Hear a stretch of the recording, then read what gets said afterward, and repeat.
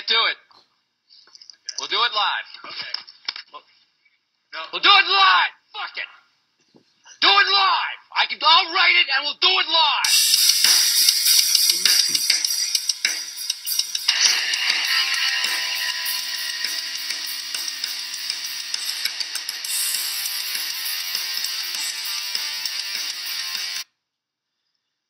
Boom. It's on. So let me put us on the screen. What's on the screen when that's happening? Just a picture of us? No, it was it's actually just I should put something else up, but it's just it shows the YouTube video. Like it shows the actual, you can see that it's a YouTube page or whatever.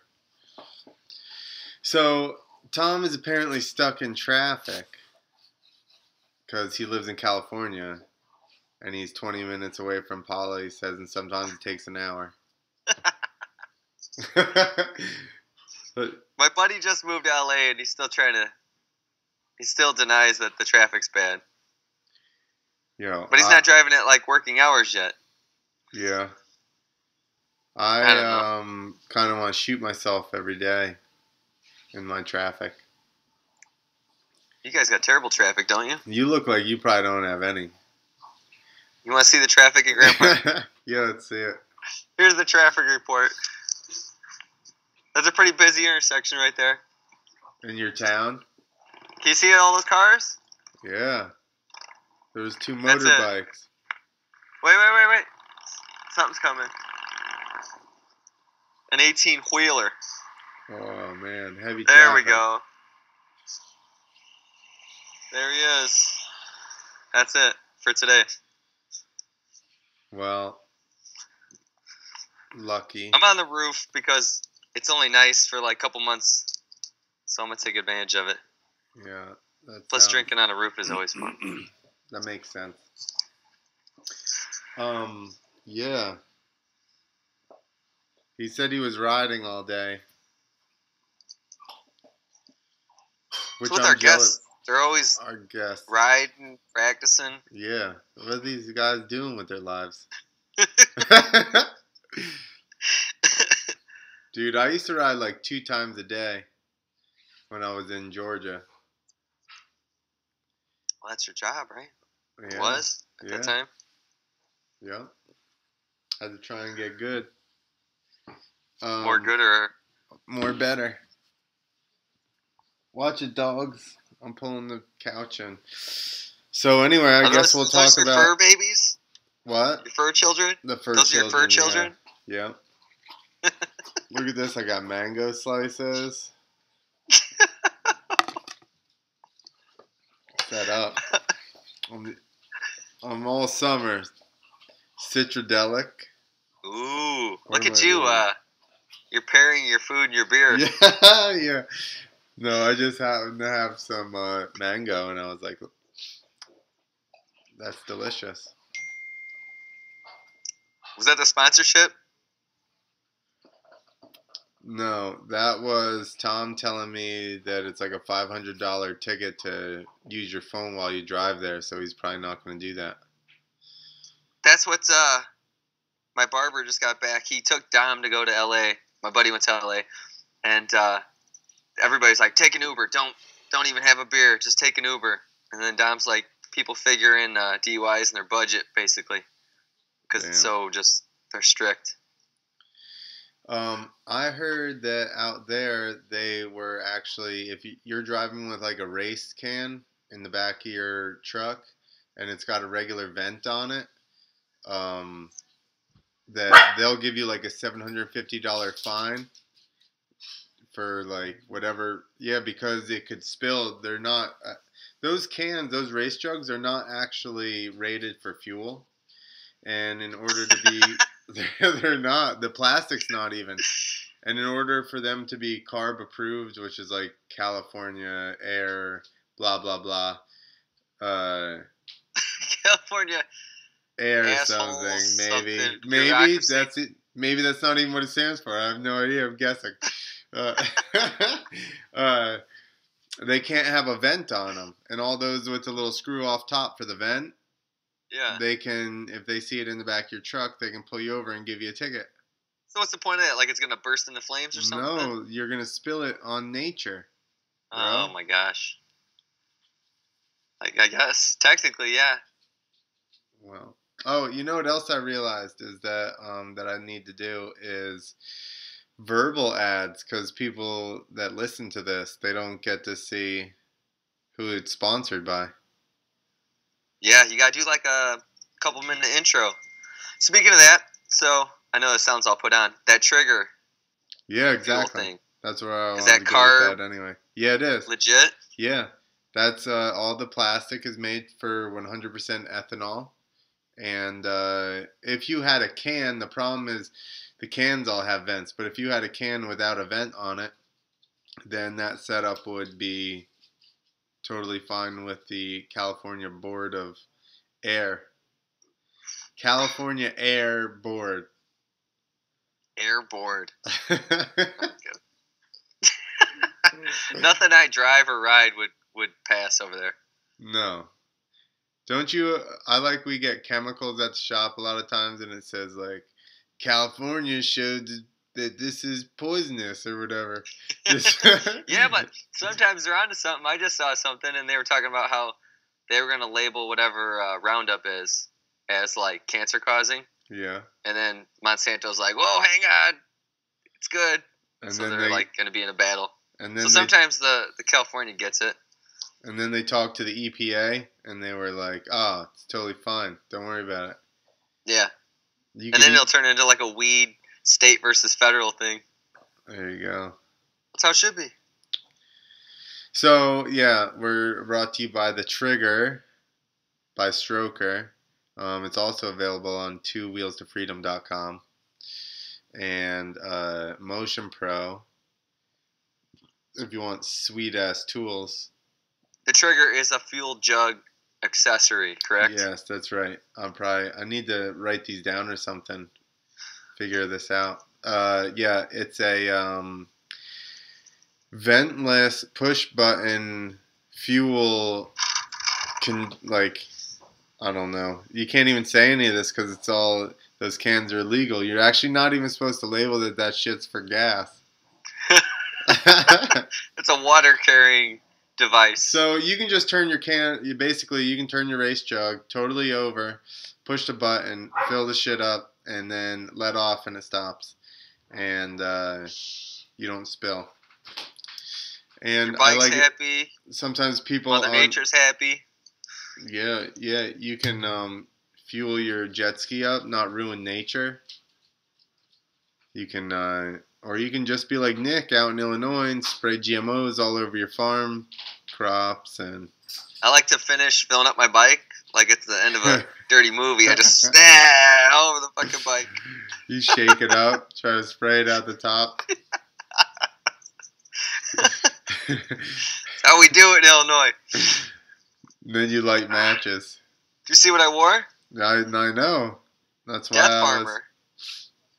I know it. Do you farm death? GMO farming. All natural GMO farming.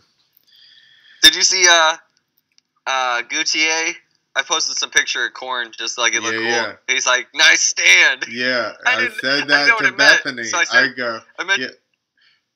I was like, you see this? I said they're going back and forth about fucking corn here. Oh. I didn't know what nice stand meant. Me neither. I just said to Forberger, and he's like, "Oh yeah," he just laughed. I'm like, "Okay, I'm assuming the corn standing." I don't know. It's some lingo we don't know about, like wheelers. Dude, that 4-wheeler video I posted, or 2 Wheels to Freedom. It's like, dude, I can't believe how much they just take off. They're like crack. Everybody went nuts for that. That got what is that? Is that vodka? No, it's my tequila, remember? I don't fucking remember, dude. Was that the end of a podcast? No. Why would it be the end? We can just talk at each other. It's fine. No. Was you telling me that's your tequila at the end of the podcast? Oh, the last time, yeah. I brown out at that point. We're live on YouTube. Oh, man. So I At guess that, we no- should talk about dirt bikes. Oh, who else? Motionpro.com. You can get tools there. And Emotocons.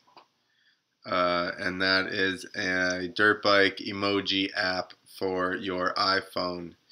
And no, we don't have it for Android because Never bring up a negative in a sales pitch. because listen, well, these are our internet friends, okay? We're all e-drinking together. We're just hanging out, shooting the shit here, e-drinking.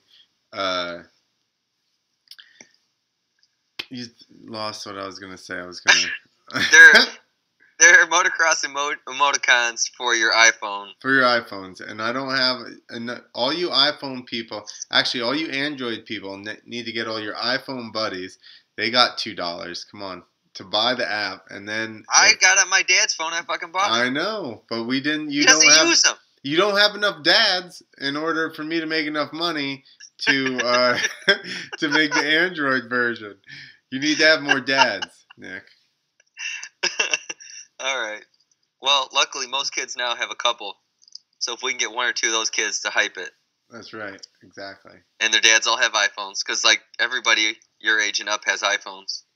That's right. Because we can make the text font really big for us. Dude, my nephew got on my dad's phone. He's like, did you make this big? And my dad's like, what are you talking about? I made it that big for him. Because I knew he was, like, 6 feet out. Yo, so the last time I did a comedy thing, one of the other comedians is an optometrist. So he's doing all these eye jokes and stuff like that and eye surgery. And then I'm sitting next to him at the bar, right? And he's got that huge fucking letters on his phone. And I'm like,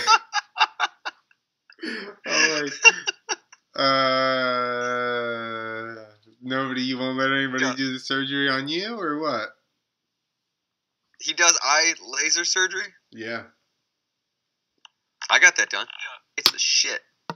Look at me. Look at it. They look great, don't they? They do. They laser eyes. Showing Clint my eyes and how they got lasered. That was awesome, especially for riding. I swear my contacts would move, like in a rhythm section when you bottom out real hard, you know, yeah, in and out. It's like get blurry for a second. Lasers. It was good like a week later, not even. Huh. Maybe. I don't have any way to plug for that advertisement, though. Because he charged me full price, so. Yeah. Screw that. But hey, people, get your eyes fixed if you need to.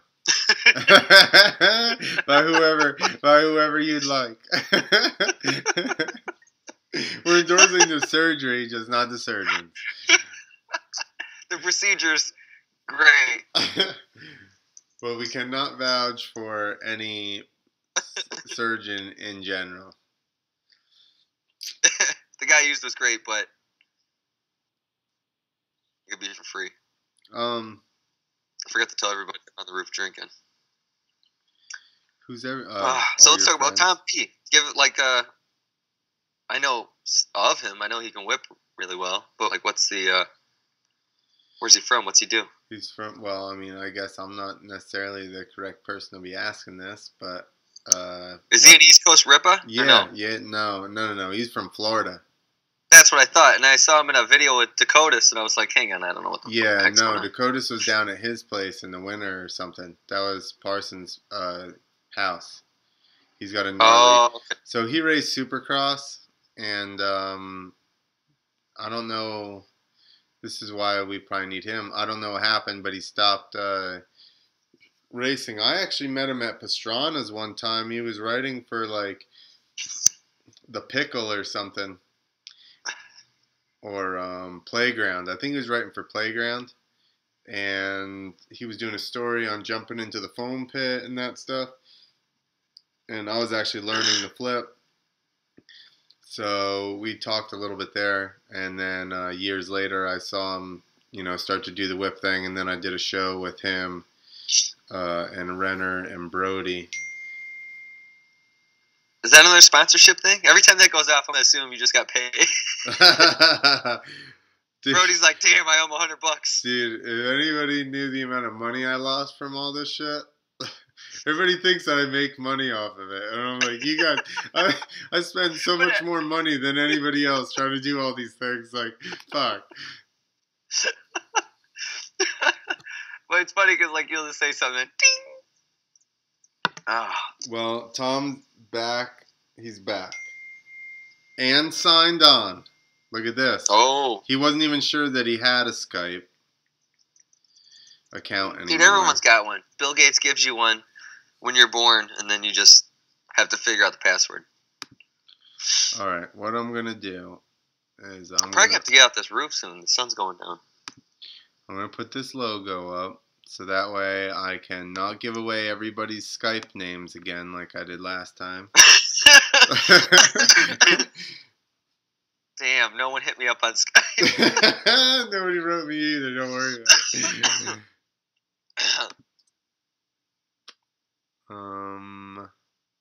This is. I might run down to the office. Are we going to be off for a minute? No. Oh. Oh, Brian, you're not supposed to be on a ladder.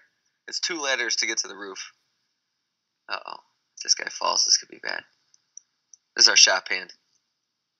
Is that the guy that was telling stories the other day on your thing? Yeah. I tried to get Brian to get his own podcast. I told him, because we call him Whispers, because he's got info on everybody. I got confidence, no.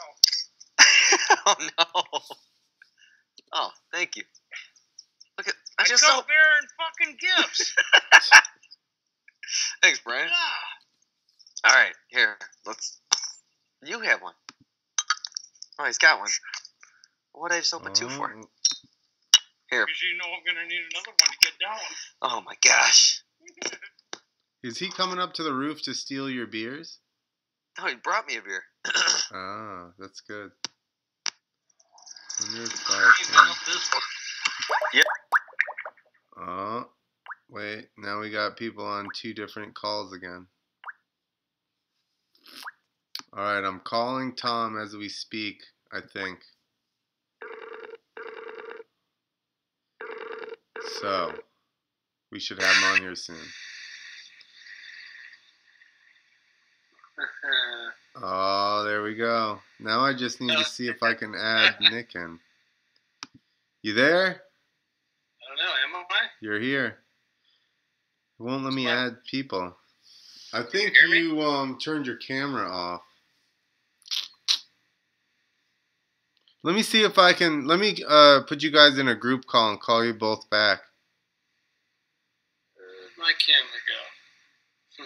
Let me call you right back with Nick on. Can you hear me okay? Yeah, I can hear you, but right now it just says TP on there. So whenever this happens, we just make up more famous people's names than who's actually on the show. So we'll just say it's Travis Pastrana for as long as your picture's not up there. The last guy was JS, so he was like James Stewart and a couple other people. Sweet. All right, well, let me do a group call, and I'll call you right back. Okay. Bye. All right, we have everybody. We have everybody online here. We just need to make group call, and we're partying. Why is that not coming up now?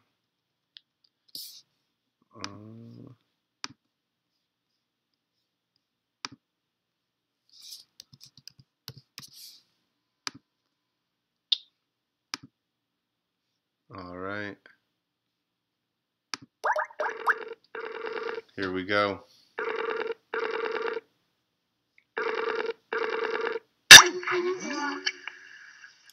Yo. All right. We got Nick. Oh, now I gotta accept Tom's call or something like that. Oh, okay.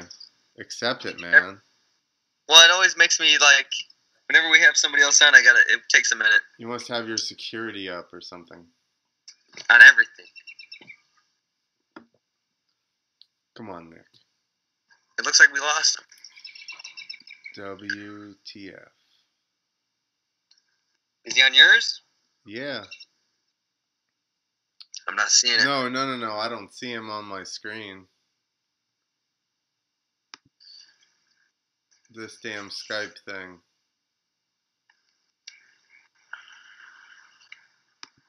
Ugh. It gets cold up here quick once the sun sets. Uh-oh. Feels fine to me. Good.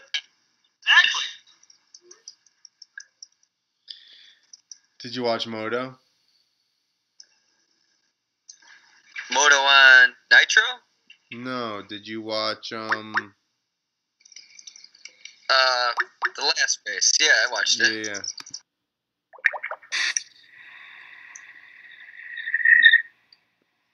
We're on different calls again. Dude, sometimes I've had this happen before. Here we go. Add people. Let's just add them to this one. Yo, I did like 2 shows where the other guys couldn't see my camera, and I realized that I just had it turned off. Yo. There we go. I see Tom, but I can't see Tom. Yeah, I know. He's got that thing going on. You there, Tom? Can we hear you at least? Oh, yeah. Here. All right. See both of you. Well, hey, Tom. Well, that's really creepy of you Yeah. to just be sitting there, watching us. Yeah. I hope it doesn't turn on right now. I hope it does. That was a little bit excessive, Tom. So where are you at? You were just riding all day at Paula? Yeah, Paula. Sweet. Did they have a quarter pipe out there? Yeah, they do actually. They have basically like kind of a semi X Games setup. X Games pays Paula to set up all the ramps, and then I don't know if you know Matt McCall from Trick Factory. Yeah. He builds all the he works at Paula, and he builds the ramps obviously for X Games and stuff. So they work a deal with him and set up what's going to be out at X Games. But this year they actually did way more. There's a step up out there. They have the high jump quarters out there. They have the trick quarters out there. Before it was kind of just the ramps that were going to be out there. Right. Is this the actual I know the quarter pipe obviously is the same because that's with scaffolding or something. But is the course its actual layout of what it's going to be?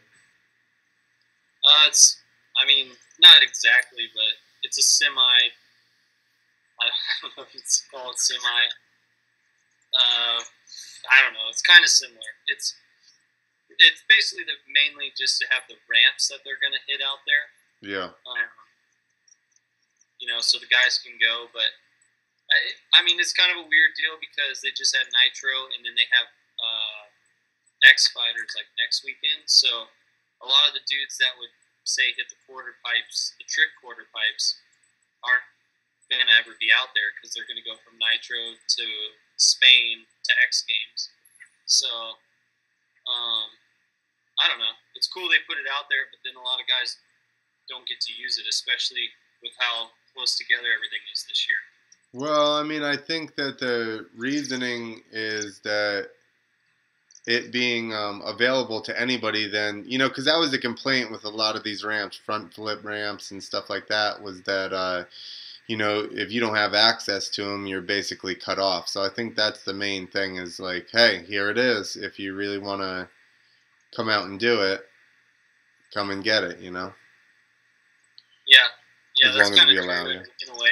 But, they don't use the front flip ramps or anything like that at X Games, at least that I know of. But obviously Nitro and that stuff, it's a huge part of it. And I don't know, people have very mixed opinions on that. Yeah. Can you, hey,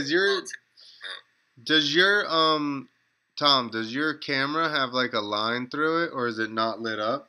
There should be like a little button at the bottom of your screen that shows like a camera. I don't know what the deal is. Yo, Skype is very difficult to work. I always have technical difficulties with Skype. Tom, how old are you? Let's get down to brass tacks. No, man, I'm an old guy, man. I'm 35. Well, that's what it is. Yeah. I'd like 34 must be the cutoff where you can Skype and you can't. I didn't realize you were almost my age. Yeah, man, I'm keeping it up there for the vets. Yeah, someone needs to. I'm over it. Yeah. Tom, I did not think you were 35. Yeah, no, most people don't. I don't know. I don't feel like I'm 35. It's kind of weird. It's just, I don't know. I missed, I guess my career arc was very strange because I missed when I used to race. I had some issues, like health issues in the beginning, like with Epstein-Barr and stuff when I first turned pro. And then after a couple years of racing pro, I basically did what Ken Roxon did, but to both my arms. And so I didn't race again for almost 3 years. So I missed, between those two things, that was like in the 2000s basically. I missed 5 years of riding basically. Wow. And so I came back, raced some more for a while, and then kind of headed off into this path. And what made you just decide to which basically when you, so there was probably, I'd say, Twitch and Renner that were doing had any type of traction. I mean, in Parsons, Parson was a big guy in the beginning, but those were the only two guys that had any type of traction of actually making any type of go of it as far as a living or making money off of it. What made you just say, screw it, I'm going to try and go down this free ride path? It was kind of weird, actually. It wasn't really a set thing. I mean, I always, threw whips and stuff, even when I raced, I would jump ramps and stuff for fun. And so I randomly learned tricks here and there. And in probably around 09, 10 or so, I would do some freestyle shows here and there. Because at that time, once I started racing again, I was only really doing supercross. Because my arms the outdoors were way too gnarly on them. And so I would do some shows later in the year and supercross in the beginning. And then, I don't know, I kind of did it, and it was mediocre. I was never 100% racing, and it was starting to kind of suck, just go out there and ride and not really be able to go for it, because I wanted to do well, make main events and stuff like that. And I kind of realized at a point that hey, this is costing a lot of money, and I can't quite do what I want to do. And I was actually out here racing supercross one time. This was probably 2011. And I've known Renner from back when we were teenagers. He was one of the first guys I ever met riding in Florida. And he was a badass, when I was a kid, in probably the 12 to 13 class, or maybe even 7-11. He was in the 14, 15, 85, and would always just smoke everyone. So I was obviously when I met him at Dade City and stuff, I was almost a little starstruck, because he was the 80 kid that ripped everybody apart there. And anyways, we 2011, I was racing supercross, and it was another year kind of going by, and he was doing the Ronnie Renner Freeride Tour, and invited me to come to the dunes with him for this one of them.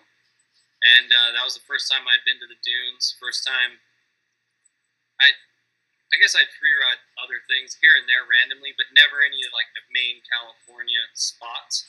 And so that was my first time really doing it, and I was like, damn, this is pretty awesome. And then I was then from there, I started winding down on the racing, and that's when I started trying to get into the whip contests and stuff at the same time, and just trying to figure out how Ronnie Renner did it. I was like, how do I get on your program, man? This is the best one. Yeah, for sure. He does have a good program.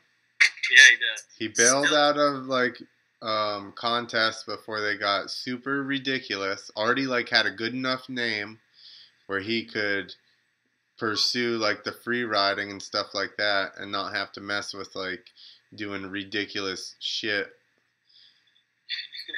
Yeah, basically.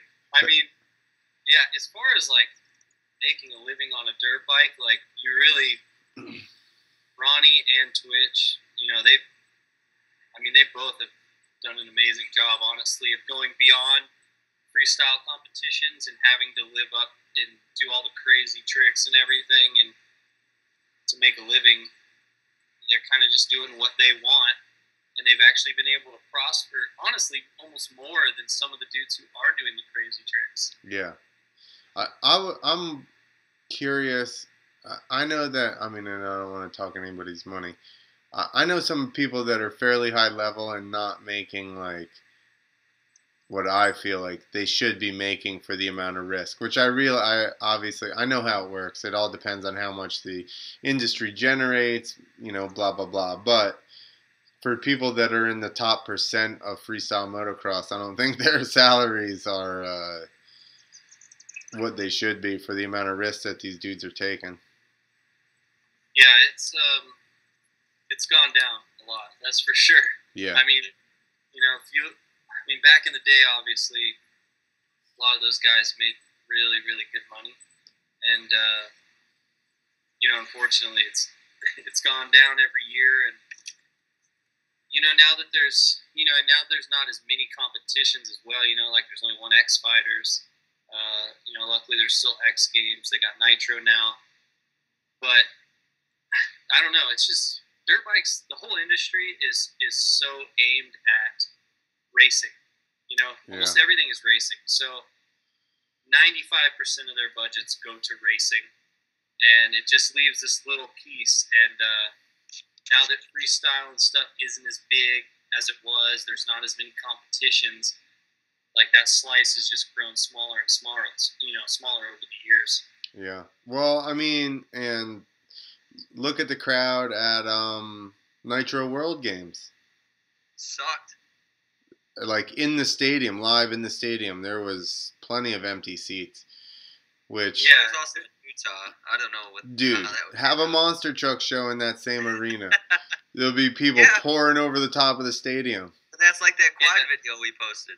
Some things just like take off. I mean, that is true, and it's, you know, it's tough. Yeah, you're right. Like I heard that they had 30,000 there. Really? It just is a real big stadium.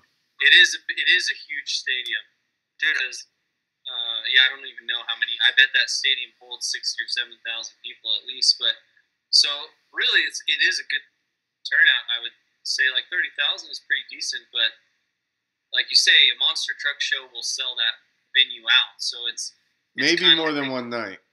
Yeah, right. So it's kind of like, you know, what do you have to do to bring it back to that level where it can, you know, provide the kind of entertainment that it'll sell out a place like that, not just have it half full. I mean, if there's a formula right now, obviously, you know, like with it already being out, I think Nitro World Games, you know, like if that thing doesn't start selling out stadiums in 4 years, we have a serious issue. Because, I mean, other than the skateboarding, which everybody pretty much fell, the tricks that were being pulled, I mean, honestly, here's my very simple breakdown of it.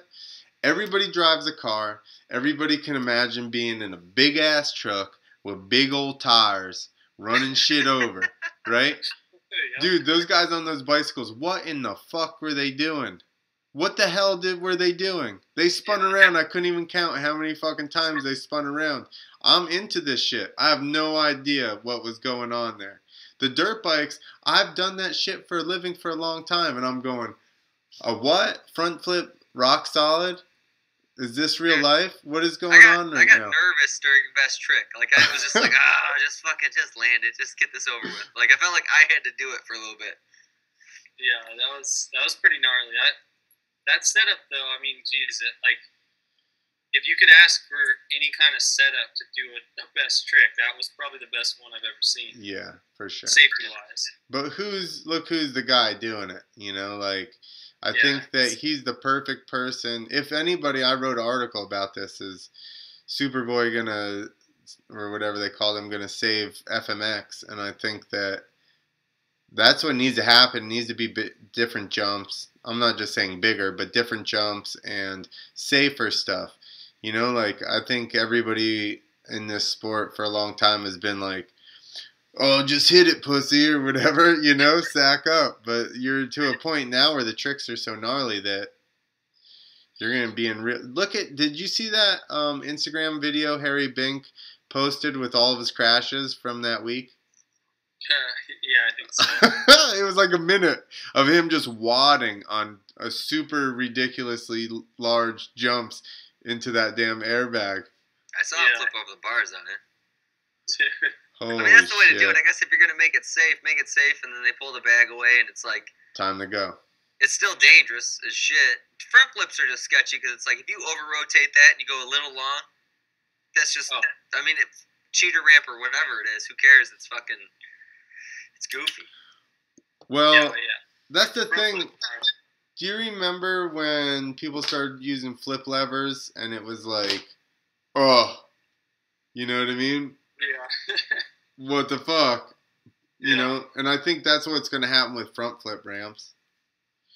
Yeah, I mean, it's one of those, like, it's cool, but again, it also makes it harder for someone, in all honesty, like, if you want, what I guess FMX especially, to like, you know, most of the time everybody grows up racing. Like, normally you go to a track, maybe you race. That's people our age, Tom. Well, yeah, but I guess there's more ramp guys now, but really, though, if you think, at least in America, obviously the Aussies and in Europe, there's a couple younger guys that are coming up just jumping ramps and everything, like Harry Bink and dudes like that.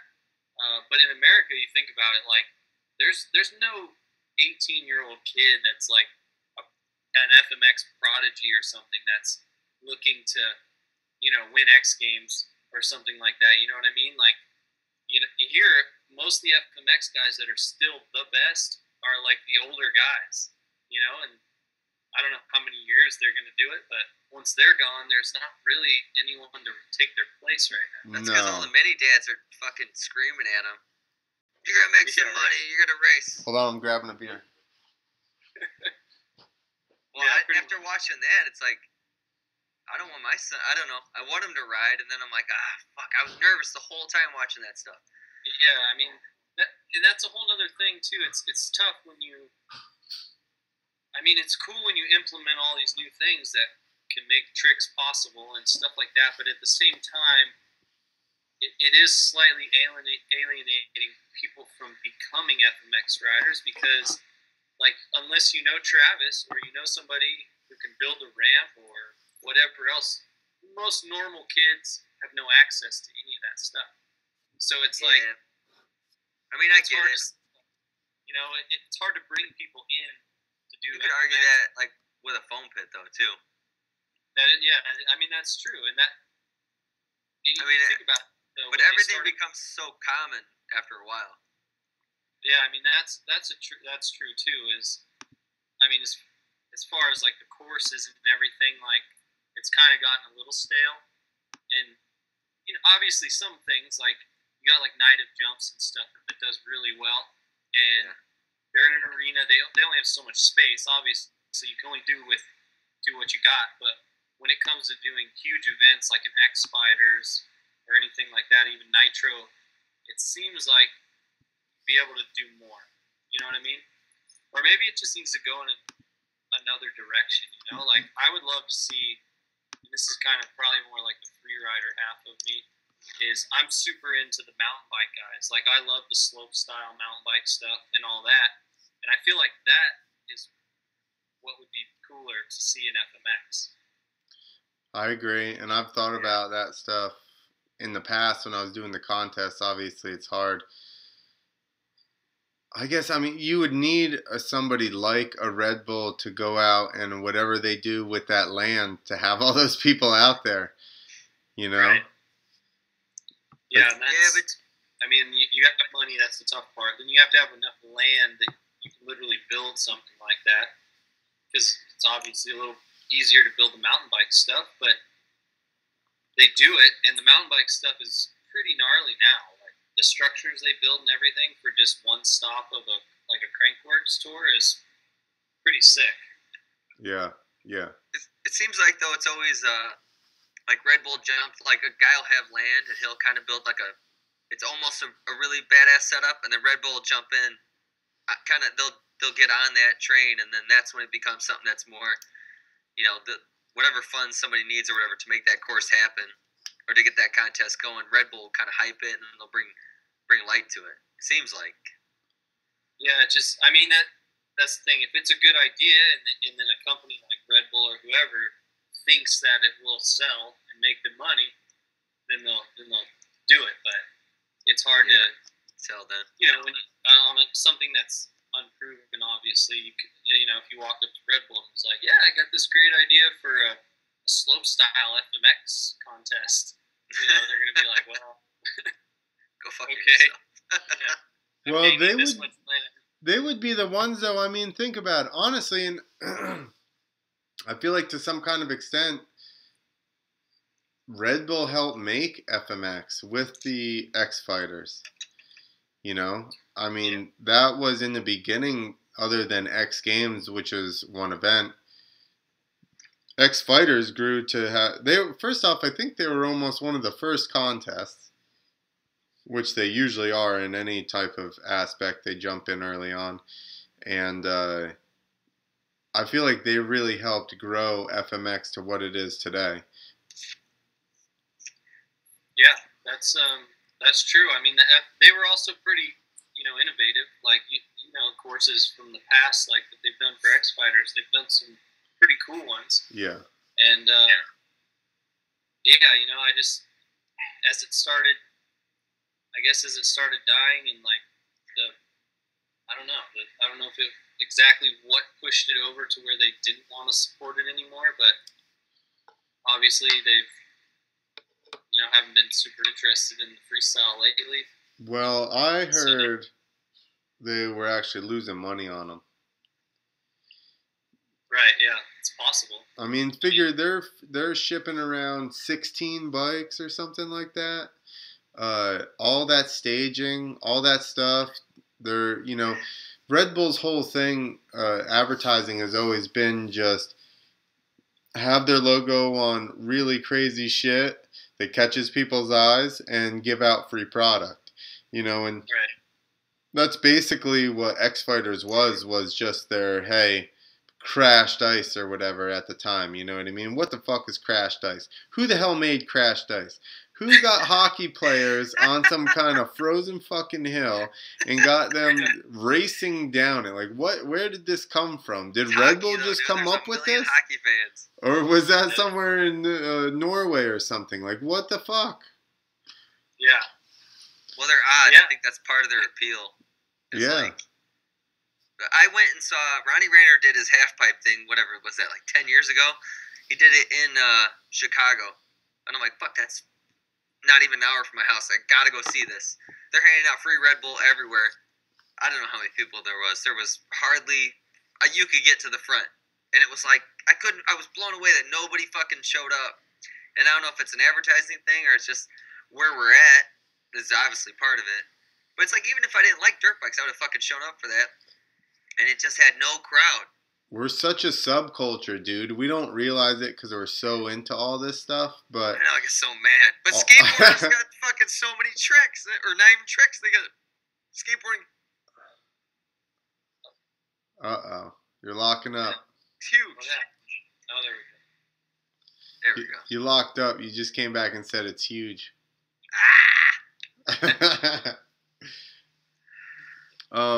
So are you doing X Games? Are they having a best whip? Yeah, they are. They are. best whip again, for sure. And then right now I'm first alternate for quarter pipe, and then step up. I've been asking for step up all year. I don't know if I'll get a spot or not, but that's one I've been wanting to do again. Did you do step up last year? I did it 2 years ago.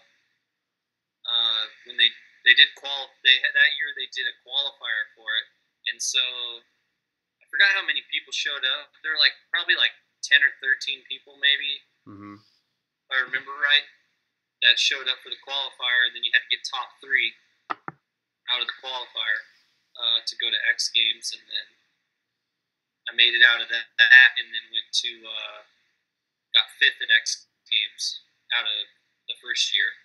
Nice. And then last year I was an alternate and didn't get in, and then this year, I don't know. I guess it's just left out in the cold. I guess I don't know. I'm not sure if they're going to do any more riders. I think they're kind of debating if they're going to do 6 or 8 riders. I guess in the past they used to do 6. The last couple of years they did 8. But because of TV time and all that stuff, when they have 8 riders, it runs too long. Yeah. They need to do 7. Yeah, 7.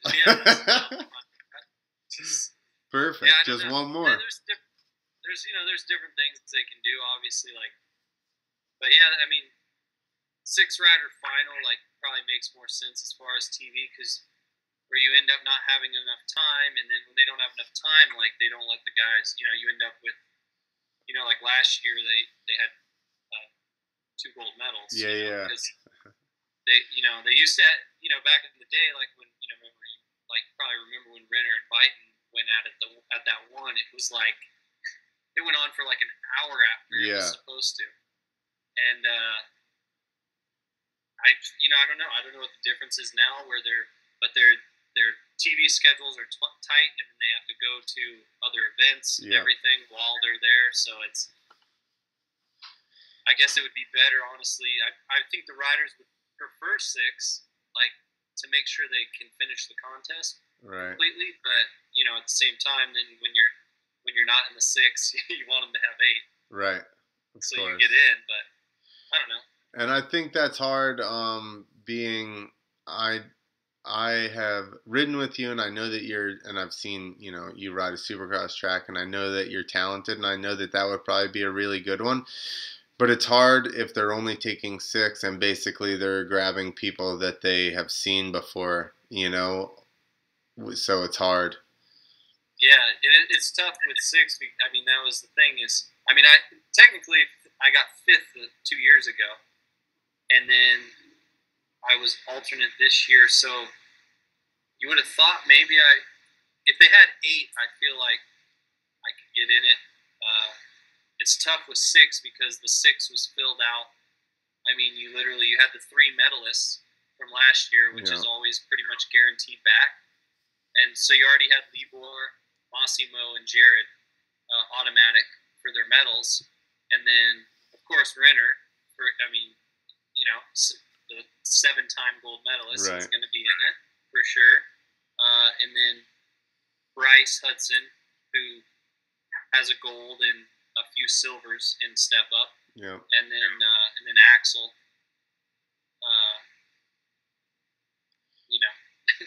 Who just seems to be crushing everything right now. Which is So that's the 6. How about quarter pipe? What is the deal? So they have just a trick quarter pipe, because you mentioned trick quarter pipe earlier. So this is what I'm gathering. There's a trick quarter pipe, and then there's a big air quarter pipe. Yeah. I don't know what size they're using on the trick ones now. It's somewhere between 12 and 16 feet. I thought they were 12 or 13 feet, but I think the newer ones are 16. Holy fuck. But I don't know. The big air quarter pipe is, I think, 18 feet tall. So it's just a taller version. That's about it. How is that thing? Can you get under it on that, or what?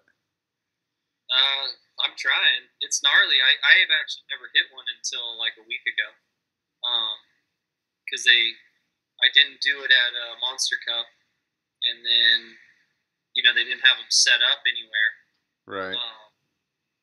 Until recently when they did it for X Games. So yeah, I was told I might get in. I'd get an alternate spot, so I was like, well, I guess I better jump it. And yeah, I jumped it the other week, and I jumped it a bit today.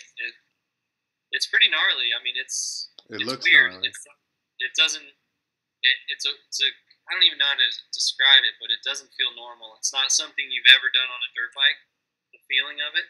So it's weird to get used to it, but it gets better every time I jump it. It's just like it's more the consistency you got to learn is how you go off the ramp, like because you have to go off and make sure you're like under the bike, and you have to lay it over properly. Like if you're standing up too much, the rear end comes back down. You can go too far and over rotate it if you try to spin it too hard off the lip.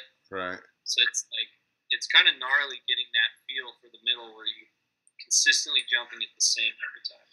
My advice would be, and I don't know shit, but and not about jumping the ramp. I would go to Paula and ride that quarter pipe as much as you could so that the powers that be see you riding it, and then I think that's your best shot of them being like, Tom's been shredding over at the quarter pipe. We need to fucking put him in here. At least we know he won't crash like first hit. Put him in. That's what I've been doing. I've been at Paula for, I don't even know, probably if I'm trying to think. For the past 2 weeks, I've probably been out there 9 or 10 of the 14 days, probably. I've been out there. But doing different stuff on different days a little bit. Is this a new thing, like kind of how Nitro Circus built that course and then they let everybody ride it before the contest? Or did X Games do this before? They never did that before. No? Well, they've done the last couple years. They did like last year. They kind of did the thing at Paula, but it was more just it was like a super kicker and like 2 of the ramps basically, and I think that was it. So it was like very small versions of just so people could at least hit the ramps that will be there. Where this year they actually have the quarters set up. They have the separate quarters for the tricks. They have a step-up bill and everything. Does everybody go the same way on the quarter, or does anybody go in the opposite direction? The funny thing is my buddy Brian McCarty, or McNarls. He's the only guy that goes the other way. Me and him have been, like today, we're riding it. Me, him, and Jared McNeil, we're all out there jumping it today, and he's the only guy in at X Games that goes the opposite way. He goes to the right off it. That's the way I would rather go. That's how I think I would. How do you normally whip, Tom? Or you whip both ways? She don't give a fuck. I go backwards every way. I mean, the better way is like laying over to the left. So obviously, when I jumped the quarter, I went on the right side one, jumped to the left. Why do you think everybody, not everybody obviously, but 90% of people do their whips that way? I feel like. Which way do you go, Clint? I would rather lean to the right. That's what I do. You'd rather? That's what Brian goes that way. AG actually goes that way too, but he's not doing X Games, I guess. So really, wasn't he kind of like the pioneer of big quarter pipes? Yeah, he was invited, but then I guess recently he just decided he didn't want to do it. I guess I don't know. He's kind of I think he's just done. He's not. It's that, or it's dirt bike politics. No, he was invited. He could have done it for sure. He just didn't. I don't think he wanted to. It's kind of like the stuff with the record stuff that Schweitzer was doing with him and whatnot that McNarls actually ended up doing. that was all AG stuff originally, but I think he's just over it. He's working. He has that, I don't know if it's his company or it's like his family's company that he's working for, that they do stuff for, I think it's like windows maybe and stuff for building houses. So he's doing that. He's probably making more money than he did riding now. So I think he's just content with, he had his time and he just wants to ride for fun, trail ride. If he wants to hit ramps, he hits ramps. But I think he's kind of over any kind of. Well, he went big enough, so it's like. Yeah. I think he's over going big and really risking it for. That's crazy though, because I feel like he was just about to break through. You know what I mean? Like, he was doing big stuff, but I feel like, I don't know, it wasn't getting the press in the beginning, which I think probably may have been kind of him like, I'm over this. I remember doing the first AFMXA at Pala, and I was in like the novice or amateur or whatever, and then that second group went up, and then he just shredded it. And I'm like, I know who this guy is. What? I thought he was pro. What's going on here? But obviously the whole class was pro. Yeah. Yeah. I don't. Honestly, it's. I don't know. I can't speak for him. I think it's. It's tough to go out there every day and try to go bigger than anyone else. So. Yeah, because there's a bunch of gnarly motherfuckers, and that's a fucking serious game to play at that level. Yeah, it really is. Yeah, and you think about it, too. Right when he came in and he did well at X Fighters, and then he did well at X Games that one year, and I think maybe he got hurt or something, and then right after that was like kind of when everything started getting nuts. That's when you started seeing Paget and all of them now they're doing body burials, now they're doing this, that, and then, maybe he kind of fell behind a little bit. Maybe he was just, like most guys, not really willing to go to that that length of risk for what the reward was. Yeah. That's where I got, finally, I was just like, I don't want to play this anymore. You guys took it too far. It's definitely, it's gnarly for sure. I mean, it's crazy especially just like, you look at Clinton Moore or Paget and what their run consists of. It's just like, well, that's like, best in a row. My son is 3, and I'm like, when he's born, I'm like, yeah, he'll ride dirt bikes. I'm gonna tell my wife, I'm like, they're doing double flips. He'll do double flips because it'll be fucking 20 years from now. And then I watch this thing. This is 3 years later, I watched the fucking Nitro Circus. I'm like, like, he doesn't do a double front flip or whatever the fuck that. It's just like, he'll do whatever he wants, obviously, but I feel like, I don't know, it's crazy. But you gotta like, hey, Bethany. Hey, both of you, settle down. I don't know. It's always crazy, but it's one of those things. It's like you gotta choose to want to do it. And you gotta be at the right point in your life where you're like, okay, that makes sense to me. Yeah, right. Hey. Yeah, it's a tough one. I mean, a lot of guys that do it. It's crazy too. There's a lot of gnarly dudes that just don't. Like Adam Jones is a good example. Like, he's I still think he's one of the best freestyle riders. Like, as far as style and the guy's tricks, like, there's only a few dudes that actually compete with him on that. As far as that goes, like Levi maybe, and some other like. Yeah, technical trick wise, like he's done some stuff that 10 years ago that a handful of people have ever done. No handlebar hops. Yeah, even now. Like, turntables. Like he does that one now. He does like a turntable to like no footed can nothing can cement wrap. Yeah. Like, or he does those. Yeah, he does those bar hop. He does the bar hop no hander or nothing whatever. Yeah. To McMets to saran wrap. Like I tried to make Mets and I landed on my face. It's just hard. I've tried no-handed bar hops before, to where I could just let go of my hands, take them off like an inch or whatever. But you can't see your bars at all. Like the way that they're positioned, you can't. He's like this. Exactly, and I even asked him. I was like, "Can you see your bars?" And he goes, "No," and I'm like, "Yeah, fuck that." And he's like a narc, but he's at the same time is not like he could easily, if he really wanted to, he could get a quarter pipe, he could find a foam pit, he could go and learn who knows, he's a pretty talented dude. There's no reason he can learn a body burial or anything like that.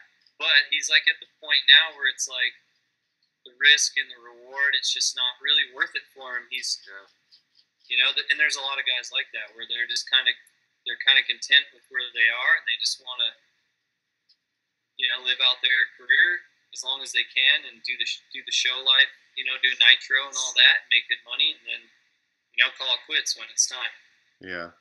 Thing is about like a Javier or a Adam Jones, those guys have ridden at a really high level for a really long time. You got to think about the amount of years. Okay, so I rode for 16 years, and that was stressful enough doing shows and you're in sketchy situations and blah blah blah. But I wasn't doing the shit that they're doing. You know what I mean? At an X Fighters, they have to do their run 5 times to make it to the finals. Yeah, right. All your gnarly as shit, all in a row, perfect, 5-6 times to make it to the finals. That's a lot of hanging it out. Yeah, but that's the whole Dungy laying down a lap, and then the fastest guy at the local track. Yeah. Trying to hang. It's what they do. It's just, I don't know. No, it's different for sure. It's another level. Yeah, they're definitely. But I feel like Tom, you and other people have almost created a new segment of the sport. It's almost like a snowboarding thing. Not that you and Axel Hodges and those guys are together necessarily, but the whole. I don't know. It's there's a whole other group of people that aren't doing the craziest flip tricks, but they're just riding and they got style. And that's created its own. People are getting paid to do that. You know what I'm saying? Yeah. No, that's actually. That's cool that you say that because that's kind of what I go for. That's what I want to do. It's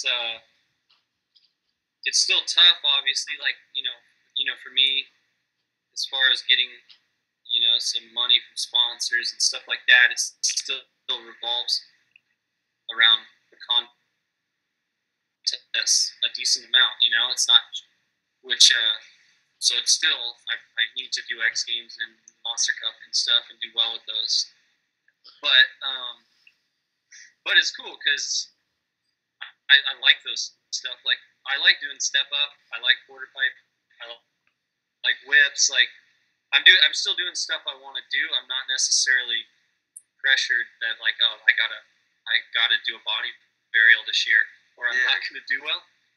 It's I don't quite have that kind of pressure. But yeah, it's tough. I think there's something there. Renner and Twitch and those guys kind of had it going in a way. It's it's trying to figure out what to do with it and how to take it to another level. But I almost feel like that's something that's gonna. I don't know if I want to say overtake FMX, or maybe it will blend with FMX in a way and become kind of a more of a mountain bike style, slope style and stuff like that, where guys take it back to the hills and stuff. That's what the guys did back in the day. Literally, you guys both know. I know Clint was in the early days of freestyle. A lot of those guys were free riders, Drake, Mason, Renner, everybody, they rode Ocotillo, they rode Caneville, they rode this, all the filming and stuff they used to do, that was a huge thing. And then it kind of disappeared, and FMX sort of veered into that contest only, 2 ramps back and forth. Yeah. Well, I think that's where like the how that quad post took off, because people can relate to that. In contests, people can't relate to that, but out riding in the hills, they're like, "Oh, I've seen that out there," and then somebody hits it, and then they're blown away in a different way. Well, I think that because I made 2 videos right about the time videos died, as far as selling DVDs. It's got to be free now, Clint. And that's exactly. Well, and that's exactly the spot that we're at. Okay, it's basically who can, whether it be on an individual basis or on like a company basis, as far as figuring out how to monetize all this content on the internet. Because right now you're putting out tons of content. This was my whole thought. As I've been thinking about interviewing you, I'm like, this guy always has amazing photos up. All your photos are awesome. Like, whether it be you jumping stuff, it's not you just jumping something and doing this cranked fucking whip. You got a sunset behind you in the desert, you know, and I see what you're doing everywhere. All of your shots are pretty much, you'll have, like, there's one that shows you doing this ridiculous whip, but there's a bunch of trees in the background, and it drives me nuts, because I'm like, I need to find a whip like that without the background.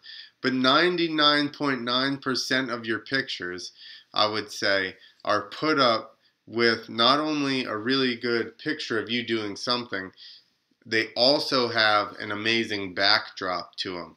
And it's once you or whoever, somebody's going to figure out how to actually monetize that. That's our issue, is you're putting out all this content, but it's going to the free internet at this point, and it's figuring out how do we monetize that type of thing. Like, once you can run a logo on your Instagram posts and get paid per view for the photo, you know what I mean, or whatever the hell needs to happen, that's when people like you will make money off of free riding and all the content that you're putting out. Right. Yeah.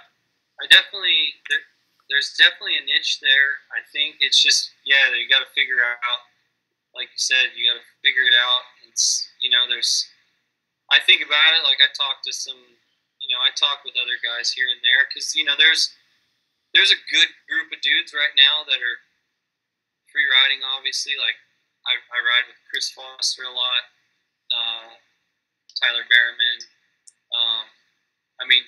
Twitch and Renner, they obviously are still doing it. They're not doing it as much, like, I would say. They laid the groundwork. Yeah, they definitely laid the groundwork. For sure. And they're still doing it for sure.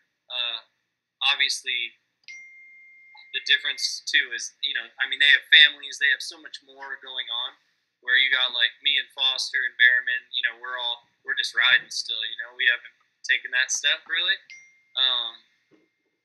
And so, I don't know, those are the 2 guys. There's obviously some other guys like Durham, you could include him in there, like, depending where he wants to go, whether he keeps racing or goes more of a free ride route.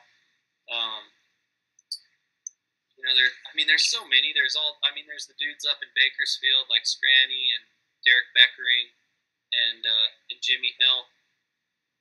All good, those obviously, like, Beckering, you probably know him. Yeah, I know all those guys.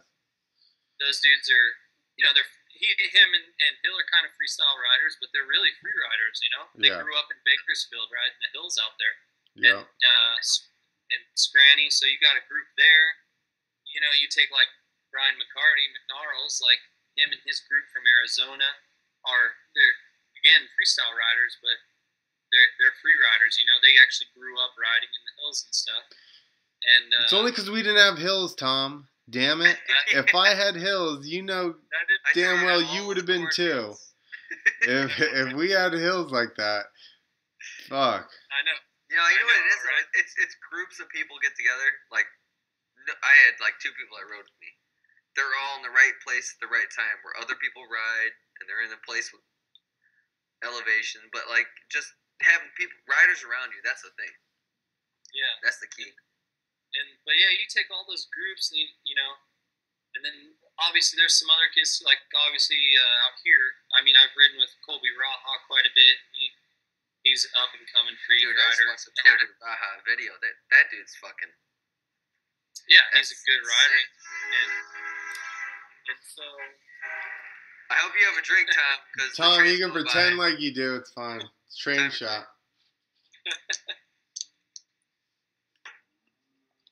happens. Tom, That just happened, Tom. Yeah. There's I mean, I'm sure there's even more. There's like. That Kyle. I'm not even gonna try to say his last name. Yeah, I mean, it's. I mean, he's more of a daredevil guy, I would say, than a free rider, but. Yeah. You know what I mean? He's more of like a stunt, like Seth kind of guy, maybe. I agree, but he pushed Colby Raha to go out and hit the train jump, right? Which hadn't been jumped in like 10 years. Yeah, well, honestly, I think Colby just kind of went and did it as like a, hey, I can jump this. Right, exactly. Honestly. But I think that that made it a thing, at least. He did spark some people to be like...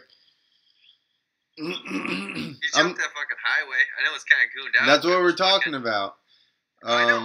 But all I'm saying is what's his name?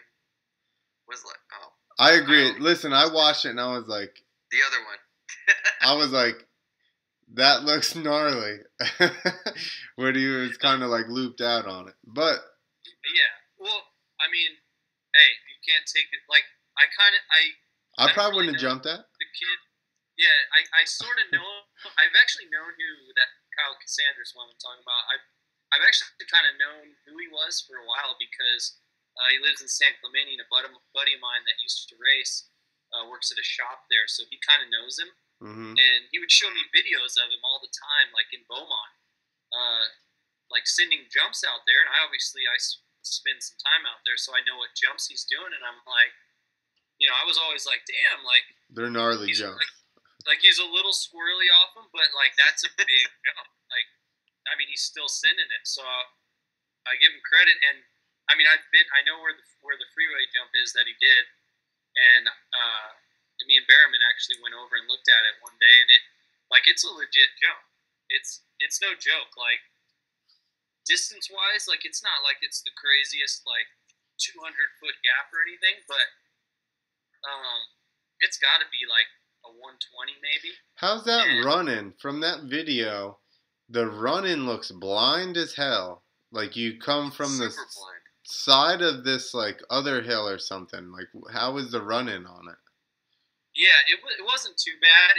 But like the face was big, so it was a blind jump.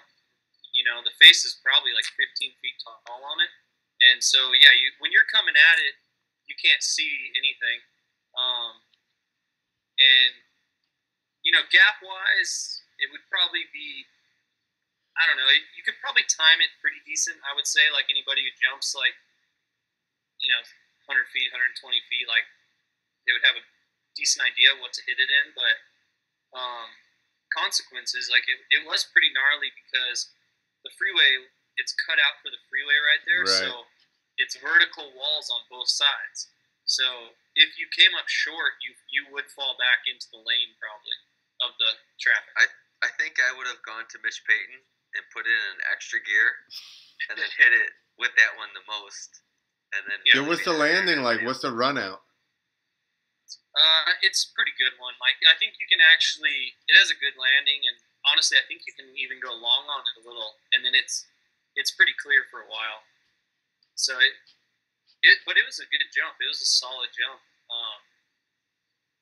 So I mean, I give him credit for finding that spot to jump it and hit it. But I think I relate to him too much. To like, I snuck in like, I really shouldn't be here.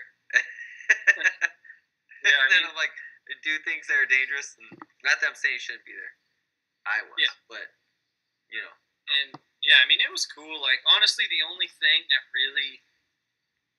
people didn't like, and that especially like other riders and people is like how he kind of called everybody out. Like he basically put up the thing on his, when he posted it, he said it was something, I mean, this is kind of what he quoted. It's probably not perfect, but something about like the industry's falling behind is what he put on his thing. Wow. And so we're like, I mean, dude, it's a cool jump. Like, you could just jump it and be like, hey, look, you know, I'm so pumped, like I've always wanted to jump a freeway jump or something, you know? Right. And everybody would have probably been like, dude, that's sick. Like, I've always wanted to jump the freeway in Beaumont and everything.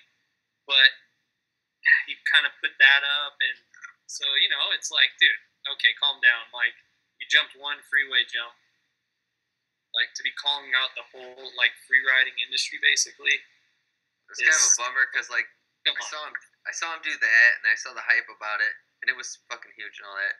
And then I saw the next thing when he fucked up on that next jump, and I was like, like, just like you went for it, and then all of a sudden you get all this like momentum behind you on the internet, and then you get psyched into the next jump, and then shit.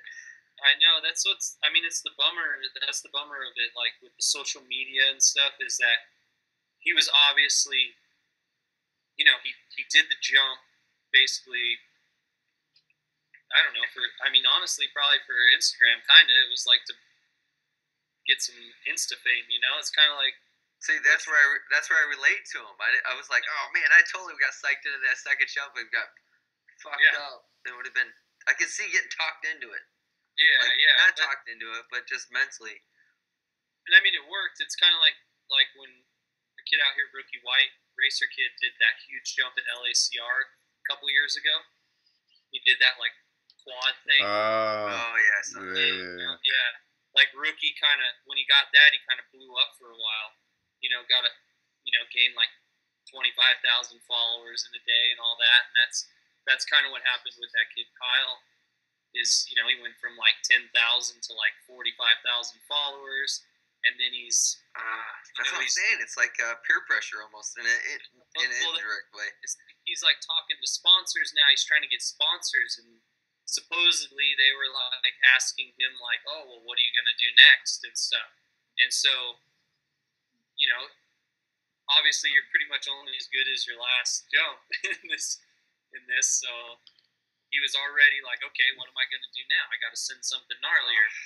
And, you know, I don't know whether it was rushed or what the deal was, but that lip was not good.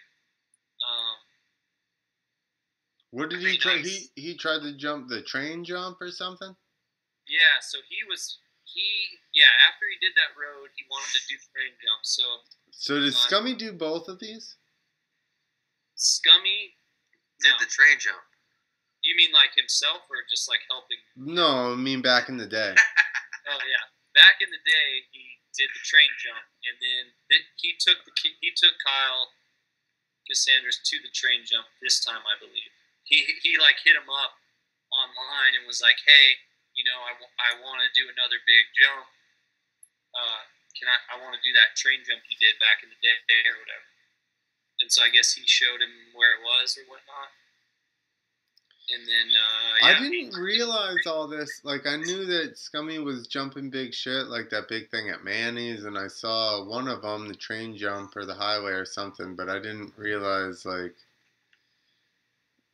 he was throwing down back in the day. He was going for just all big, gnarly shit. He really was. He hucked some big-ass jumps. And there was another guy who did that jump before him. I saw like Brian Manley post about it or something. Yeah, I'm forgetting his name right now, but it was in LBZ, one of those LBZ videos. Yeah. Chrome or something like that. Yeah, right. I think it was re-chromed. It was in that one, and the dude jumps the train at the end. And I mean, that's even earlier. Like, at least now, like, we got 4 strokes, we have good suspension. Like, everything's pretty nuts watching. We have the internet, so if you die, everyone sees it at least. Yeah, right? I mean, those dudes.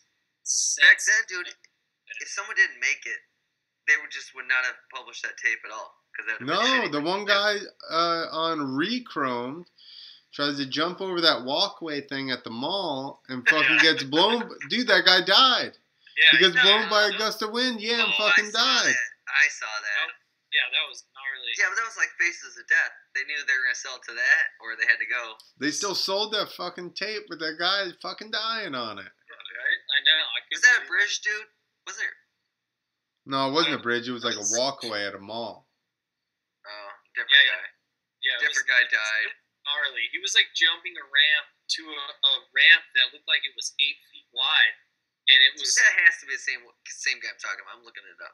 The ramp had to have been like 30 feet in the air. So like just to grease it, you were still like 30 feet in the air. He went so high. Dude, it was. I couldn't believe somebody even tried that. FYI, we go normal ramp. You go like 35 feet off of. So that dude, I feel like on that jump was. Oh, dude. Yeah, he landed next to it, right? Yeah. He got blown by the wind and missed the whole landing. That dude was a British dude. No, maybe, but the guy in Rechrome fucking died. Yeah. That's still gnarly. They ran that footage. I'm gonna wake up now thinking about this stuff. Don't go to sleep then. I got a kid now. He's always trying stupid shit. And he's only 3, and now I'm like, don't let people talk him into jumping over a walkway. Yeah, just yeah, but yeah, dude, that stuff's gnarly, and that's the thing. Like that Cassandra's kid, he, probably had some pressure to go jump something new. And he went to that jump, and it was not. It wasn't built. It wasn't built right. Like I'm pretty sure. I think they shoveled it maybe, and they accidentally put too much of a lip at the top, and it's such a high speed jump. When he hit the top of the lip, it Supermaned him. So his feet came off the bike. He didn't full endo, but his feet came off the bike, and then he just Supermaned in the air, and then he kind of cased. So there's like a flat spot where it's like kind of Scummy jumped to, and then there's a landing actually that the original guy jumped, and he basically cased the knuckle, Superman, smashed his face on the bars, and then flipped down the hill basically onto like a service road. I heard about the service road. There's How road fucked up there. did he get? Dude, he was pretty jacked. Like, surprisingly, he's totally fine now. I think everything's good, and but yeah, he smashed his brain pretty good. That'll happen. If he really broke anything, it was really just mainly it was like a head injury, and then I want to say he like cracked his skull and his eye socket and stuff. I think he had to get some surgery on his face and whatnot, but so for a while it did look kind of bad, I guess, because he was in like pretty sure they had him in an induced coma and stuff while they were letting the swelling come down. But I think now he's like good to go now, and I think he's already like about to ride again. How old is he? He's like what, 20 something? 20? Yeah, I think he's 20, somewhere in early 20s, I believe. You can't even die till you're 25. Yeah, jeez. I mean, that's how you feel, though, like. Yeah, right. I mean, I guess that's true. You don't have stupid shit. No, done tons of stupid stuff. But yeah, I mean, hey. I'm not wishing anything bad on him. I'm just saying, like, I know the mindset. Yeah, no, that's just how it is. You didn't even have the internet to push you along, Nick. Do what? I had a little bit. I was trying. I was like sending shit to think about if you got fucking 45,000 followers back in the day. Shit. Oh my god, I would do that shit every weekend. Watch me jump the police station. There you go.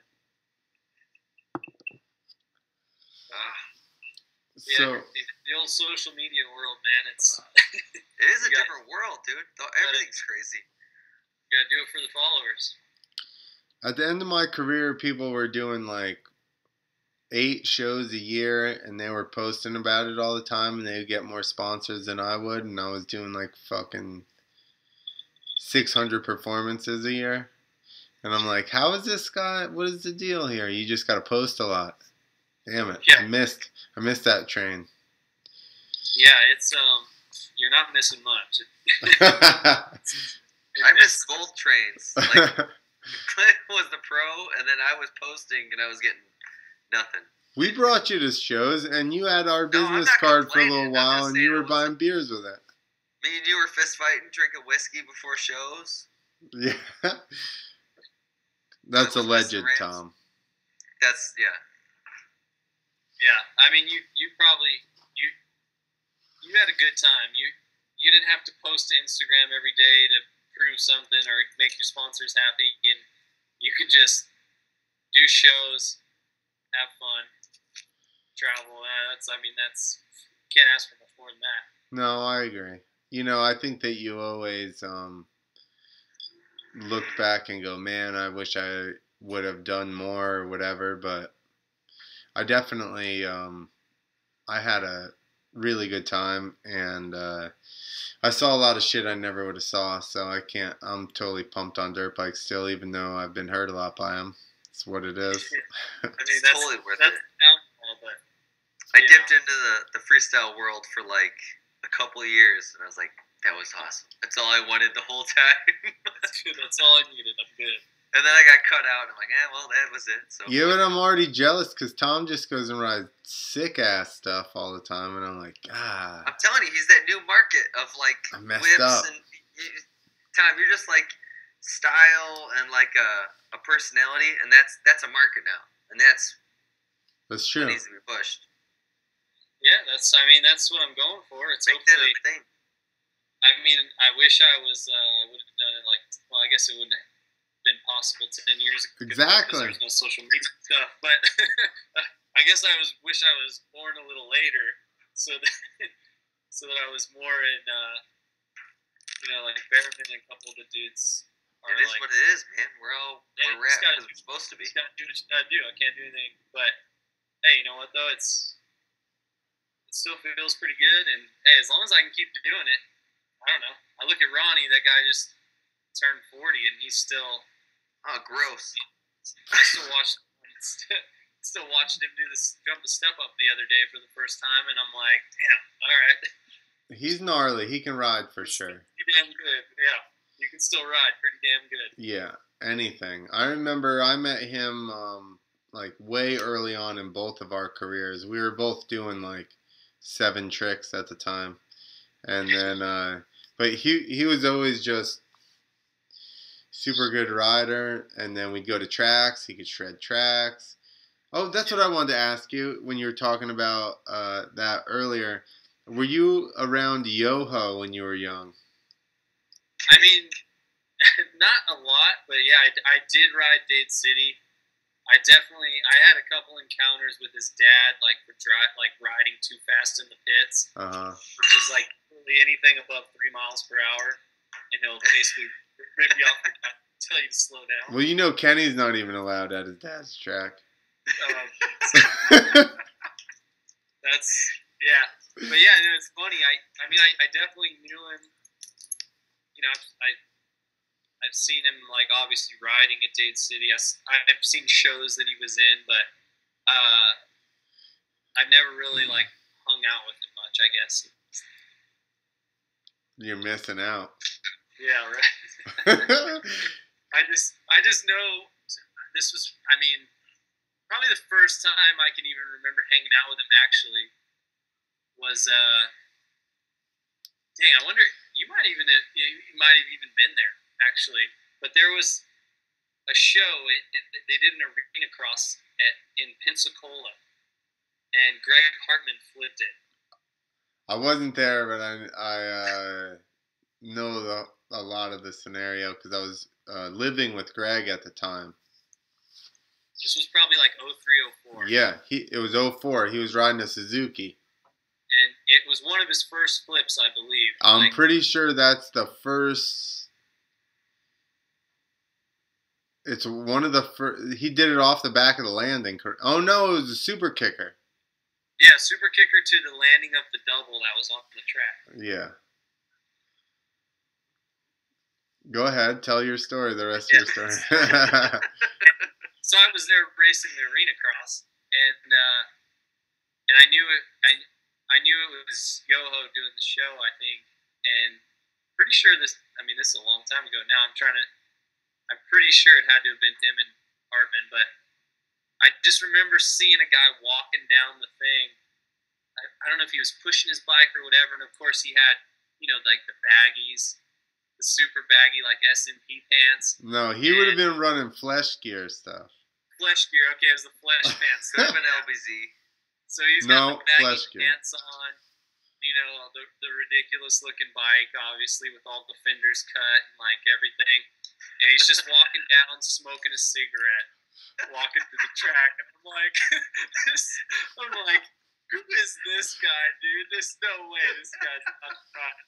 And then I realized it was Kenny Yoho, and I was like, no way, dude. I haven't seen this guy in years. And then, how riled up did he get those rednecks? Yeah. There's very, very, very few people that I've ever ridden with that can get a crowd as amped up as fucking Kenny Yoho. Let me tell you, I don't give a fuck. I've been to a lot of shows, even ones I didn't even ride. And listen, Yoho will rile a crowd up. He goes blasting across the floor. He comes out fucking wide open, drifts out of the corner, goes blasting at the wall at the other side of the arena, does a nose wheelie at the wall, stops right before the wall, nods at him, burns out across, spins around all the way across to the other side of the arena, do the same fucking shit, do every single trick to a no-handed lander. Have the whole place going crazy. That's what Mike Jones do. No-hander landers constantly. Yeah. And he hit that wall, and that's that video of me eating shit. It was like the next week after watching Mike Jones, like, he just throw no-hander landers right off the takeoff. Wham! Right into the fucking hay bales, and I'm like, I could do that. I ate shit hard. Oh, man. The good old days. Oh, hey, have you, real quick, I mean, because we're already... I know you got to work on your bike. Have you been watching Supercross and motocross? Oh yeah. You know a couple. So I was telling this story before you actually got home that the first time I met you, you were writing for Playground. Oh yeah, I was doing some stuff for I randomly did some stuff for Playground for a few years. And I was at Pastrana's learning to flip, and you were doing a story on flipping into the pit, or what was your story on? Oh, was that? Oh, yeah. When we came there, yeah, that was. It was just me and some of my buddies.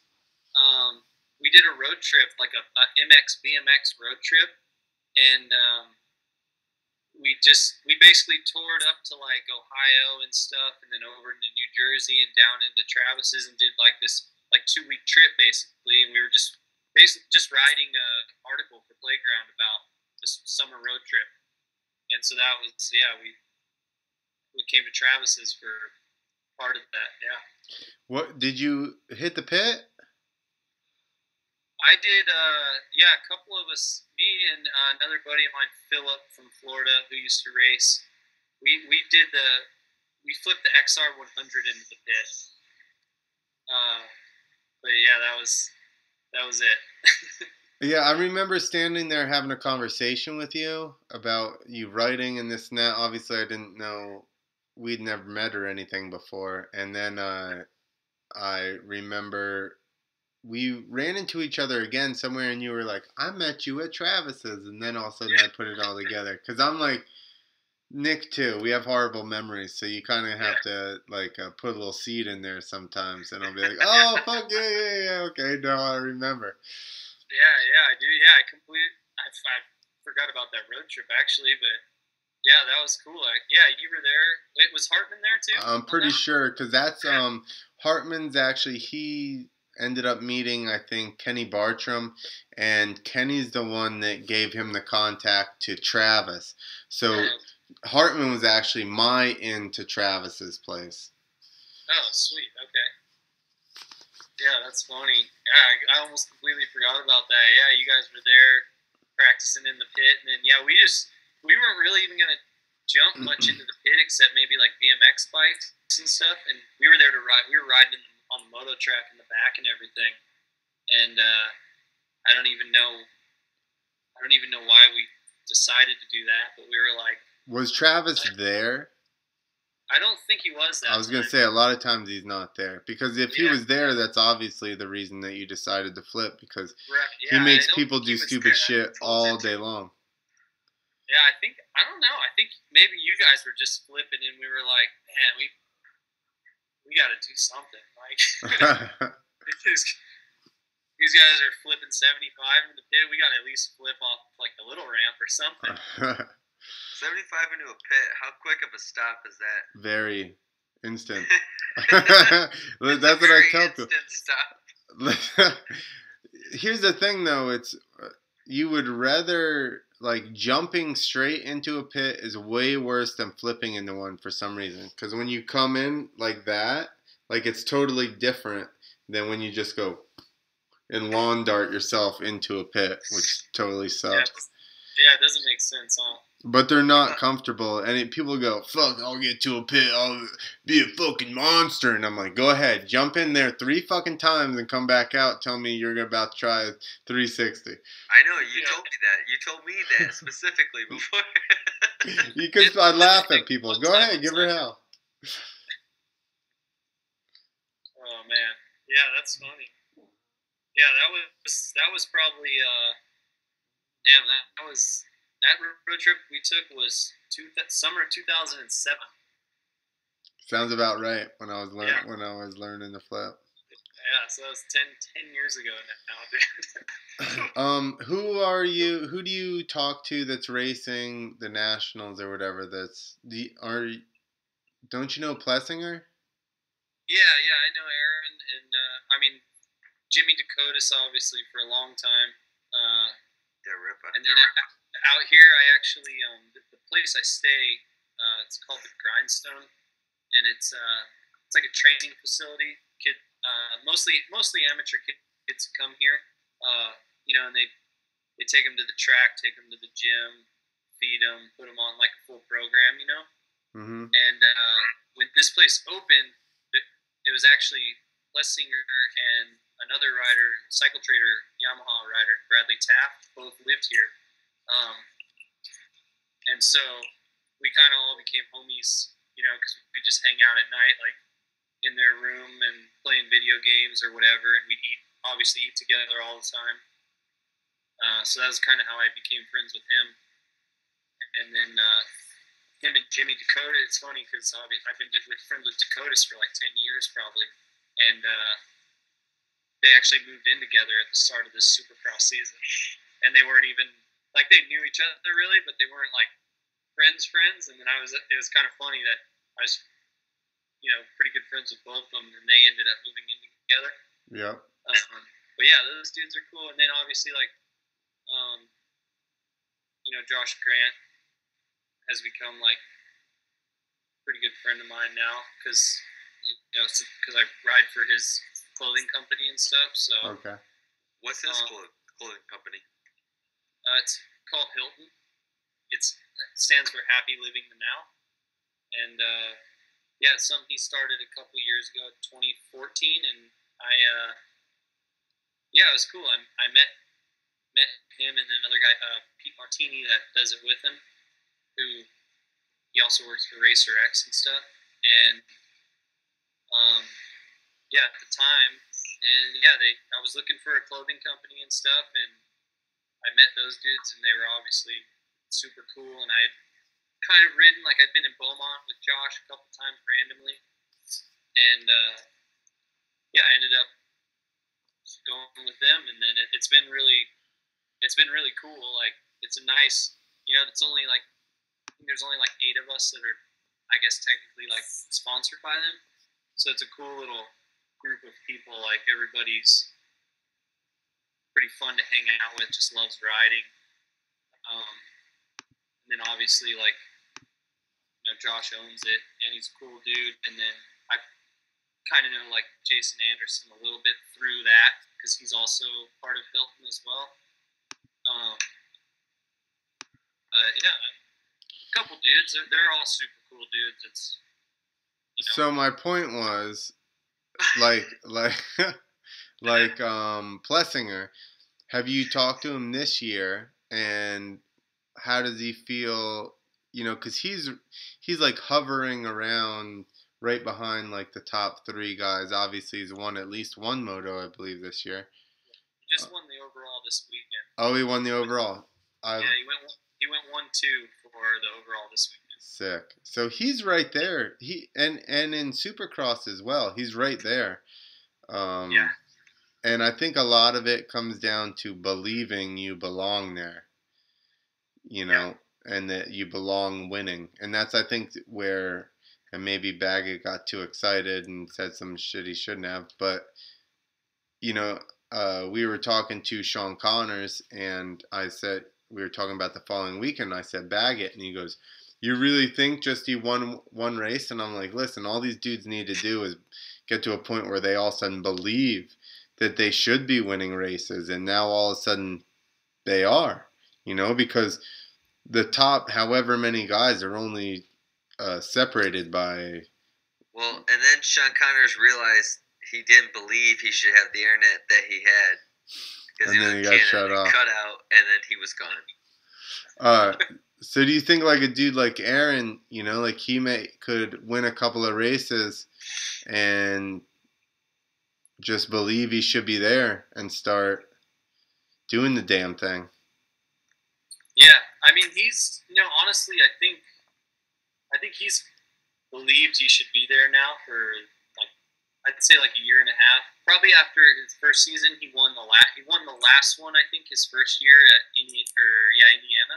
Mm-hmm. And I think after that, like, he considered that he should be a contender for the championship, Supercross and outdoors. And yeah, I don't know. Honestly, a lot of it comes down to his starts. Really. I mean, I watched so many Supercrosses where he was the fastest guy. Yeah. But you're not going to start in 12th and catch up to Justin Hill or any of those guys when they're starting first. Like, right. You got to be way, way, way faster to reel somebody in like that. Those dudes are all so fast and so close, but yeah, I mean, he's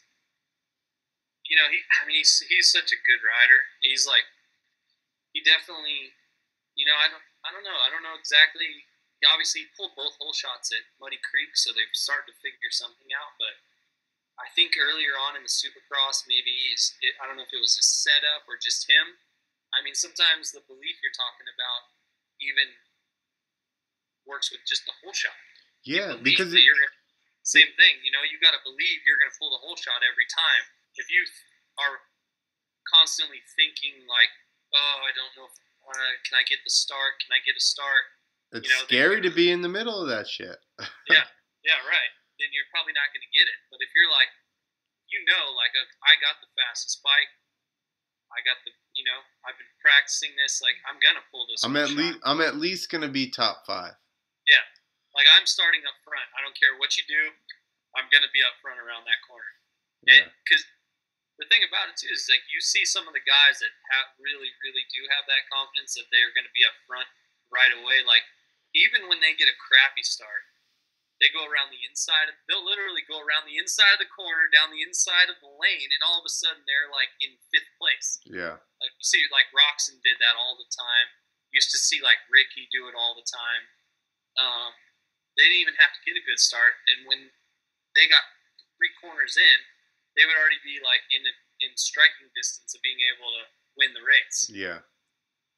And so, I don't know. I think getting the starts, obviously, that's the biggest thing for him. And, as far as everything else, like, I think as they do more East Coast, like, he's going to be better.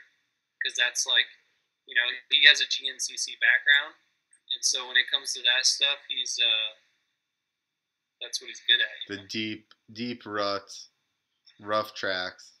Yeah, mud. You give him any of that, he's going to be good. He does seem that any mud races, he kind of like just stomps everybody in the mud races. It seems like they're like, oh, it rained. Plessinger's going to fucking own some people.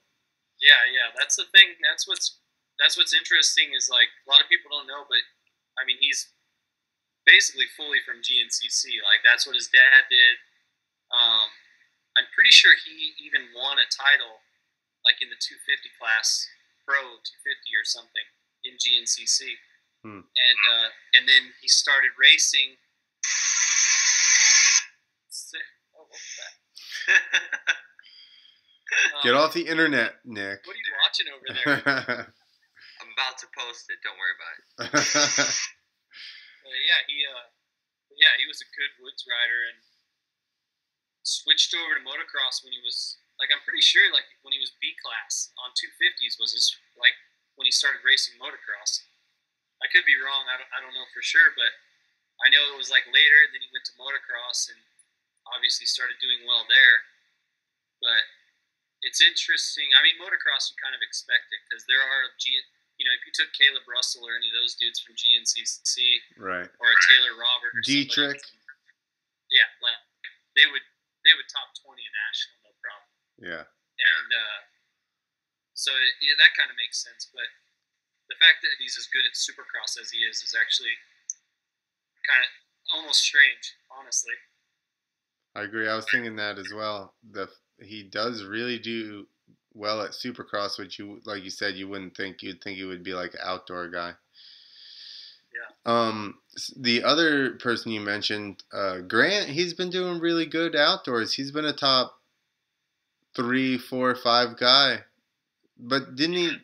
He just crashed, didn't he? Did he get hurt or something? Yeah, I think I hadn't talked to him. I think he did something to his wrist, like his ulna or something. So I don't know. I don't know exactly like how long that's going to take her, but he'll probably be out for a little bit, I think. Well, tell him you know this crazy good podcast, and they wear shirts. Yeah.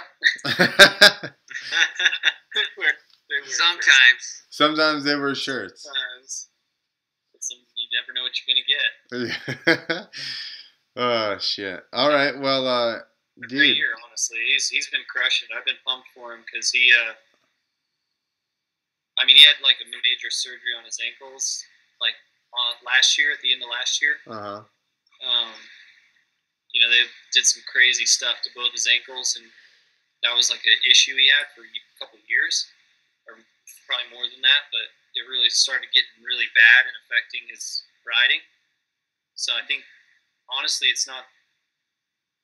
was really, he just finally got to a healthy point. Yeah. And then you could actually see what he could do, Yeah, that is crazy now that you mention that. He has, like, since coming back, been just quietly, like I said, top 6 all the time. Yeah, he's been good. And then, obviously, he got 3rd at Vegas, I think, and then he got 3rd at Glen Helen. Yeah, I was going to say, outdoors, he's been seriously, like, top 4 all the time. I want to say he's gotten at least a podium in one moto per race so far, or close to it. I think he maybe had one race that was bad, but other than that, I think he's got maybe 2/3, and then I know one race he went 3, like 13 or something.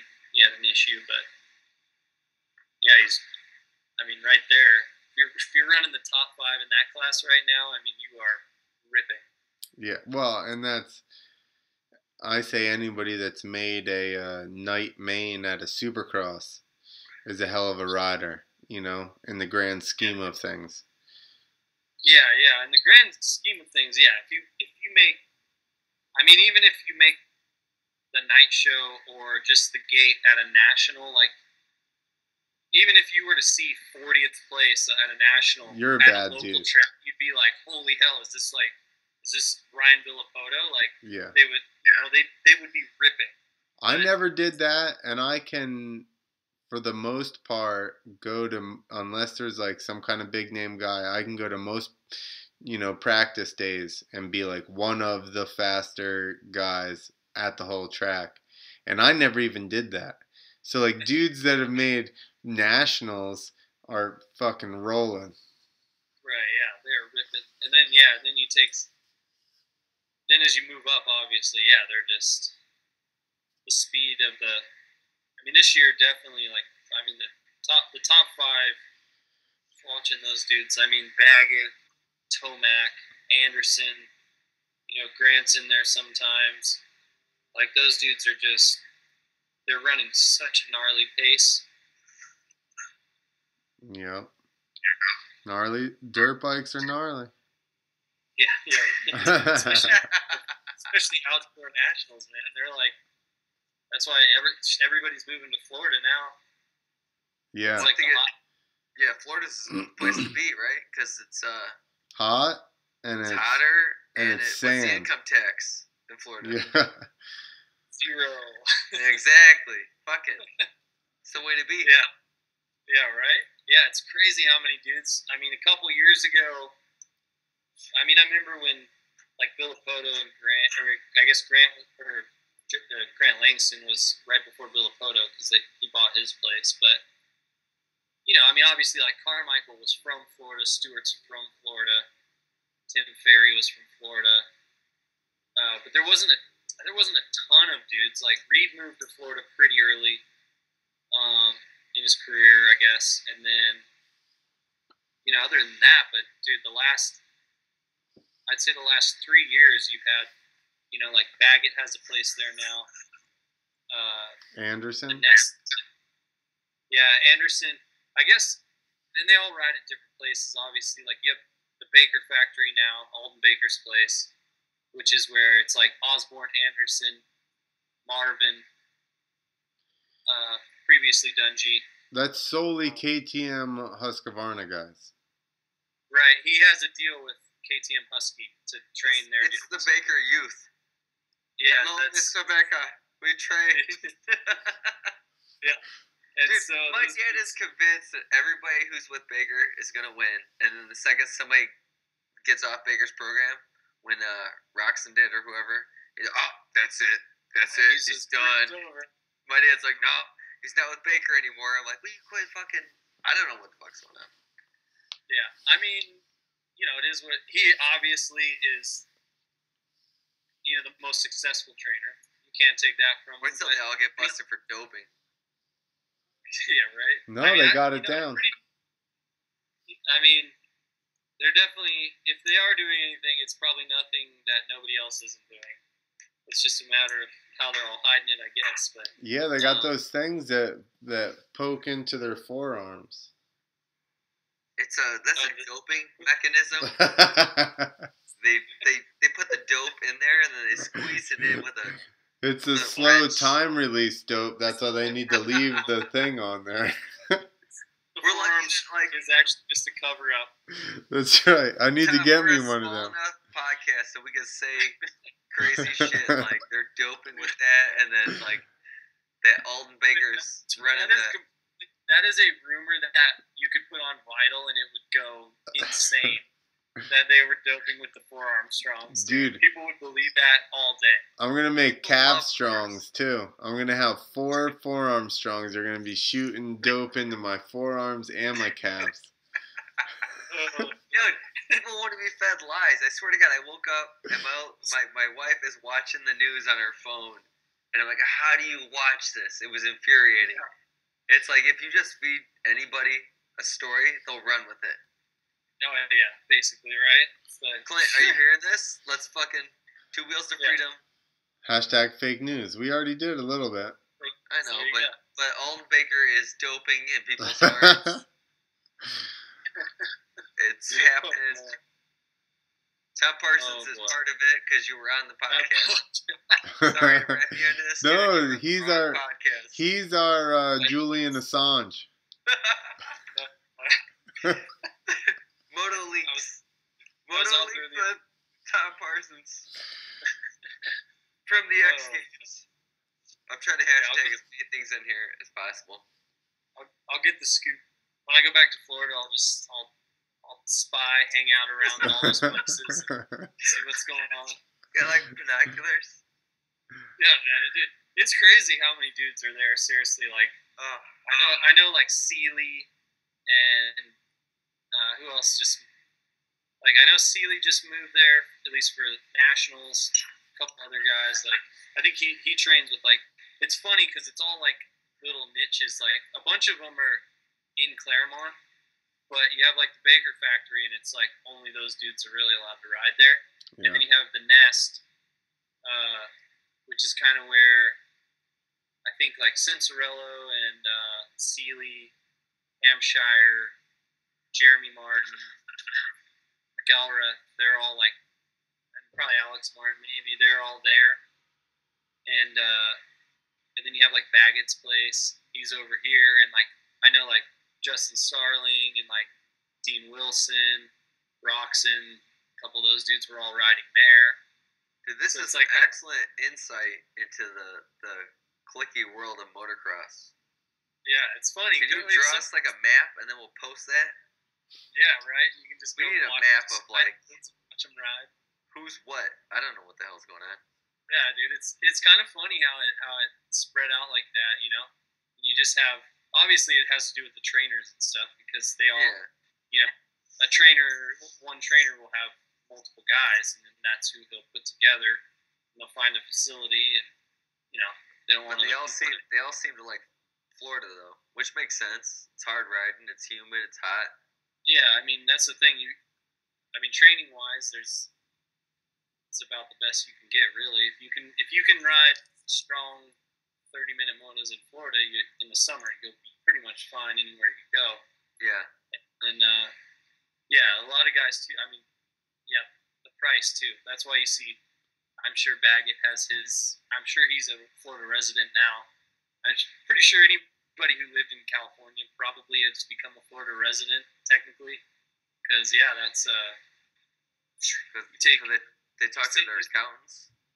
Yeah, right. You save that 8 to 10% off that state income tax money. You're talking some big bucks. Tom, you're one of the guests that's hung on the longest. Yeah. You're very podcast, and you've been like talking the whole time. Yeah, he's had tons of fake news for us. That's what I'm here for. It's been a great conversation. It has been. I'm not mocking it. No, it's been Even good. though I can't see what this WikiLeaks character looks like. Yeah, exactly. Shady fucker. I can't show my face. Well, we see your face. We see your profile picture now. You just look really surprised. I don't see anything. I see just a head. Really? I mean, for all you know, I'm a totally different person, and I just hacked Tom Parsons. But I know Tom Parsons a little bit, so I feel like that's hearsay. I feel like enough to be like. This is not Tom Parsons. Listen. Well, then somebody stole his fucking phone, or at least phone number, and now has his has his Skype. Yeah.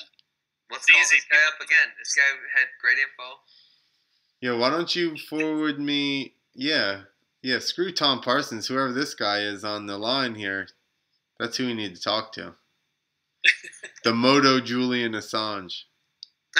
Moto Assange. That would be actually a pretty cool job. You just did it, man. It's all the inside info. We already know. You told us Aaron Plessinger is gonna win. Josh Grant sponsors the Sick podcast, and you're gonna win quarter pipe. I heard. I mean, I hope I get into quarter pipe. I gotta get into it first. There's gonna be a topside neck. Hey, it's a gnarly. That's the quarter pipe's no joke, man. I'm telling you, I'm starting to feel like way better on it. But I mean, Axel and Jared McNeil and Kobe Raha are probably the three best on it right now. Are they going strictly height? What's that? Are they going strictly height? What is the contest for the big quarter pipe? It's how high can you go? You get 3 jumps and that's it. There's literally the only thing stopping you like distance wise from gaining speed is however big the floor is. I can get really high, Tom. So it's up to you. Glenn's gonna get the highest, but he'll watch you guys.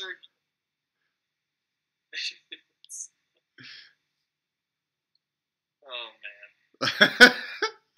Aren't you in California, Tom?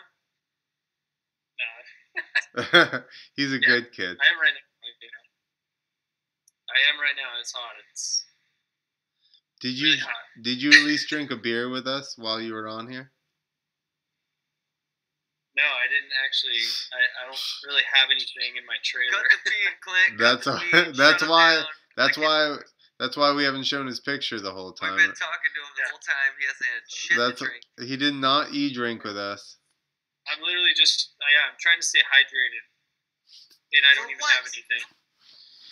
Yo, if you go to twowheelstofreedom.com, you can buy hydration fuel by Rhino Power.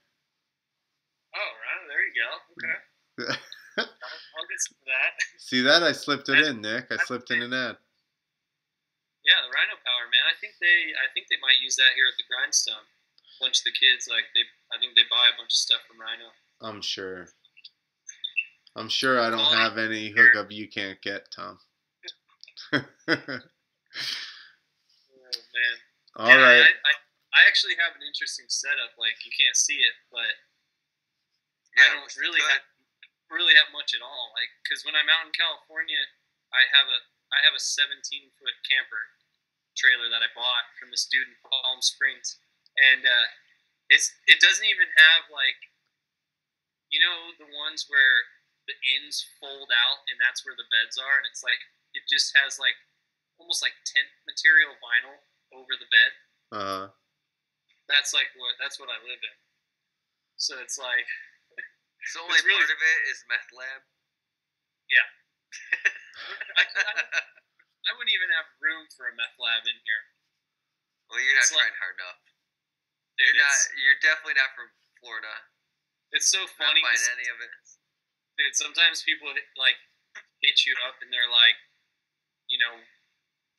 I don't even know. Like people ask like about where you live and stuff, and they'd be like, and I tell them I live in this trailer parked here because I'm like parked. I'm in like kind of parked in the yard sort of the Grindstone. Like I have my trailer set up like in between, like near the garage kind of that they have.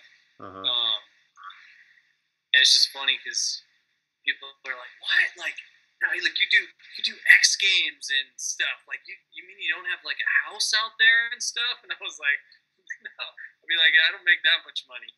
Like, I live in a 17-foot trailer, and I have like a protein drink and coffee and bagels, and that's about it."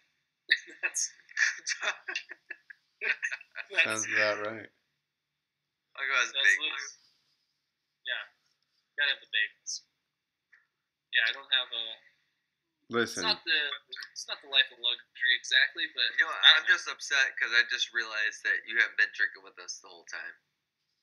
Sorry. And that's the rule, and then you're all uppity. This is like the third person that hasn't drank with us in a row, Nick. People are not following the rules. Joe's excuse was that it was 11 o'clock at his house. Pussy shit. Brody doesn't have an excuse. He just didn't get any. He's like, I forgot to get beer after I forgot to get beer. Tom doesn't have an excuse either. He was sitting in traffic. I know you can get super 30s in California. I mean, I actually didn't think I was even going to make it back here. And then... So you were going to sit in traffic with no alcohol in your car at all. You were just going to like... Not that you would drink it while you were sitting in your car or driving anywhere. But if you were doing 10 miles an hour, it wasn't even like a consideration. I know. I didn't have anything. I had water. Hey, man, I was like, I mean, it's been so gnarly out here. It was like 100, I think it was 101 today. And I've been out at Paula. I was out at Paula from like 9 or 10 in the morning till 4 or 5. That means you need less beers to get a buzz because you sweat all day. Because I'm all dehydrated. Living the dream. But yeah, it was gnarly. And then, of course, traffic. It's like you can't go anywhere here without being in traffic. And then it was funny because I got back too, and it's been so hot. I've been having to. I'll turn my AC on to try and keep like the inside of the trailer cool. And I got back and it wasn't on, and I was like, "Damn it!" Because the other day it was like 107, and it was popping the breakers all the time. So I got back and my trailer was like, it was like 115 in my trailer, and as soon as I got back here, but it was actually somebody turned it off because they thought I was gone. They didn't know I was just down at Paula, so somebody like thought I was gone, so they turned my AC off. And I got back, and of course, I'm like, get back, come in to try to get on Skype to talk to you guys. It's just blazing in here. That's why his camera's off. He's butt naked, just sitting in his trailer. Maybe he melted the camera. All he's got is audio. Dude, honestly, I was actually been worried about my computer sitting in here because it's so damn. Honestly, I'm gonna piss my pants. I may pee too. Right now. I don't know how that's gonna affect the podcast. Well, we are at over 2 hours, but I had to say that before. And I have to get up for work, Tom. What is work? You're getting up for work now? No, I have to Tom, in the morning. It's 8:10. It's week sauce, right? 8:10. Yeah. What are you talking about? It's 8:10. Yeah. Well, it's 11:08 here. It's 8:10 in his trailer. It's 175 degrees. Yeah, it's cooled down now. I got the AC cranking. I was worried. I don't know if you can hear. You can probably hear the AC. Oh, I can hear the AC. Yeah, I was worried. I was like, damn, am I even gonna be able to talk to him? I had to get off the roof because it was freezing ass cold up there. Well, you're a lucky man. I don't know. Complaining about cold up there. You're complaining about hot. We want some hot. Yeah. Jeez. Come out here. Damn it. Hey, call our card. Hey, you kept talking about how you're going to come out here and do a little free ride trip. I know. Now I'm fucking got a robot leg. I've ridden like once in the last year. He rode 1,000 miles last year, so he's good to go. I don't want to hear you. Excuses. Do it. We'll just go. Hey, you don't have to get crazy. We'll just go ride some trails and go cool places. I don't trust I'm not going to get myself to not get crazy. Alright, well. No, then fuck it. I don't know what to tell you then. Yeah. Do you have extra motorcycles? You only live once. I know that. YOLO. YOLO, man. Just gotta send it sometimes. I know. We'll figure it out. Right now, I'm still paying off my medical bills, and I have no health insurance, so I'm trying to stay low for a little bit. Get that all straightened out. No. That sucks. Yeah, I don't want to talk about it. Yeah. It's going to really bring the end of this podcast. That's how I'm going to start the podcast next time. Let's talk health insurance. Let's talk health insurance. Yeah. Hopefully everybody stopped listening by now. That's why I always let out little gems at the end, because I'm like, nobody's listening to this shit fucking hour and 40 minutes in. I could tell whatever story I want. Yeah, it's true, right? All right, it's 11:11. Everybody make a wish. You sound like the crust. Sound like a what? Huh? What? You sound like the crust. Wow. I just wish that Tom The crust is Parsons. my wife, Tom Parsons. Tom Parsons. I wish that Tom Parsons did a alley-oop 720 on the mega quarter pipe. Wait, but I say with a knack-knack. Oh, shit. Well, don't bitch out. Come on. How hard is it to move your leg over like fucking 10 inches? He's worried about the 720 alley-oop thing. Yeah, it's more the 720.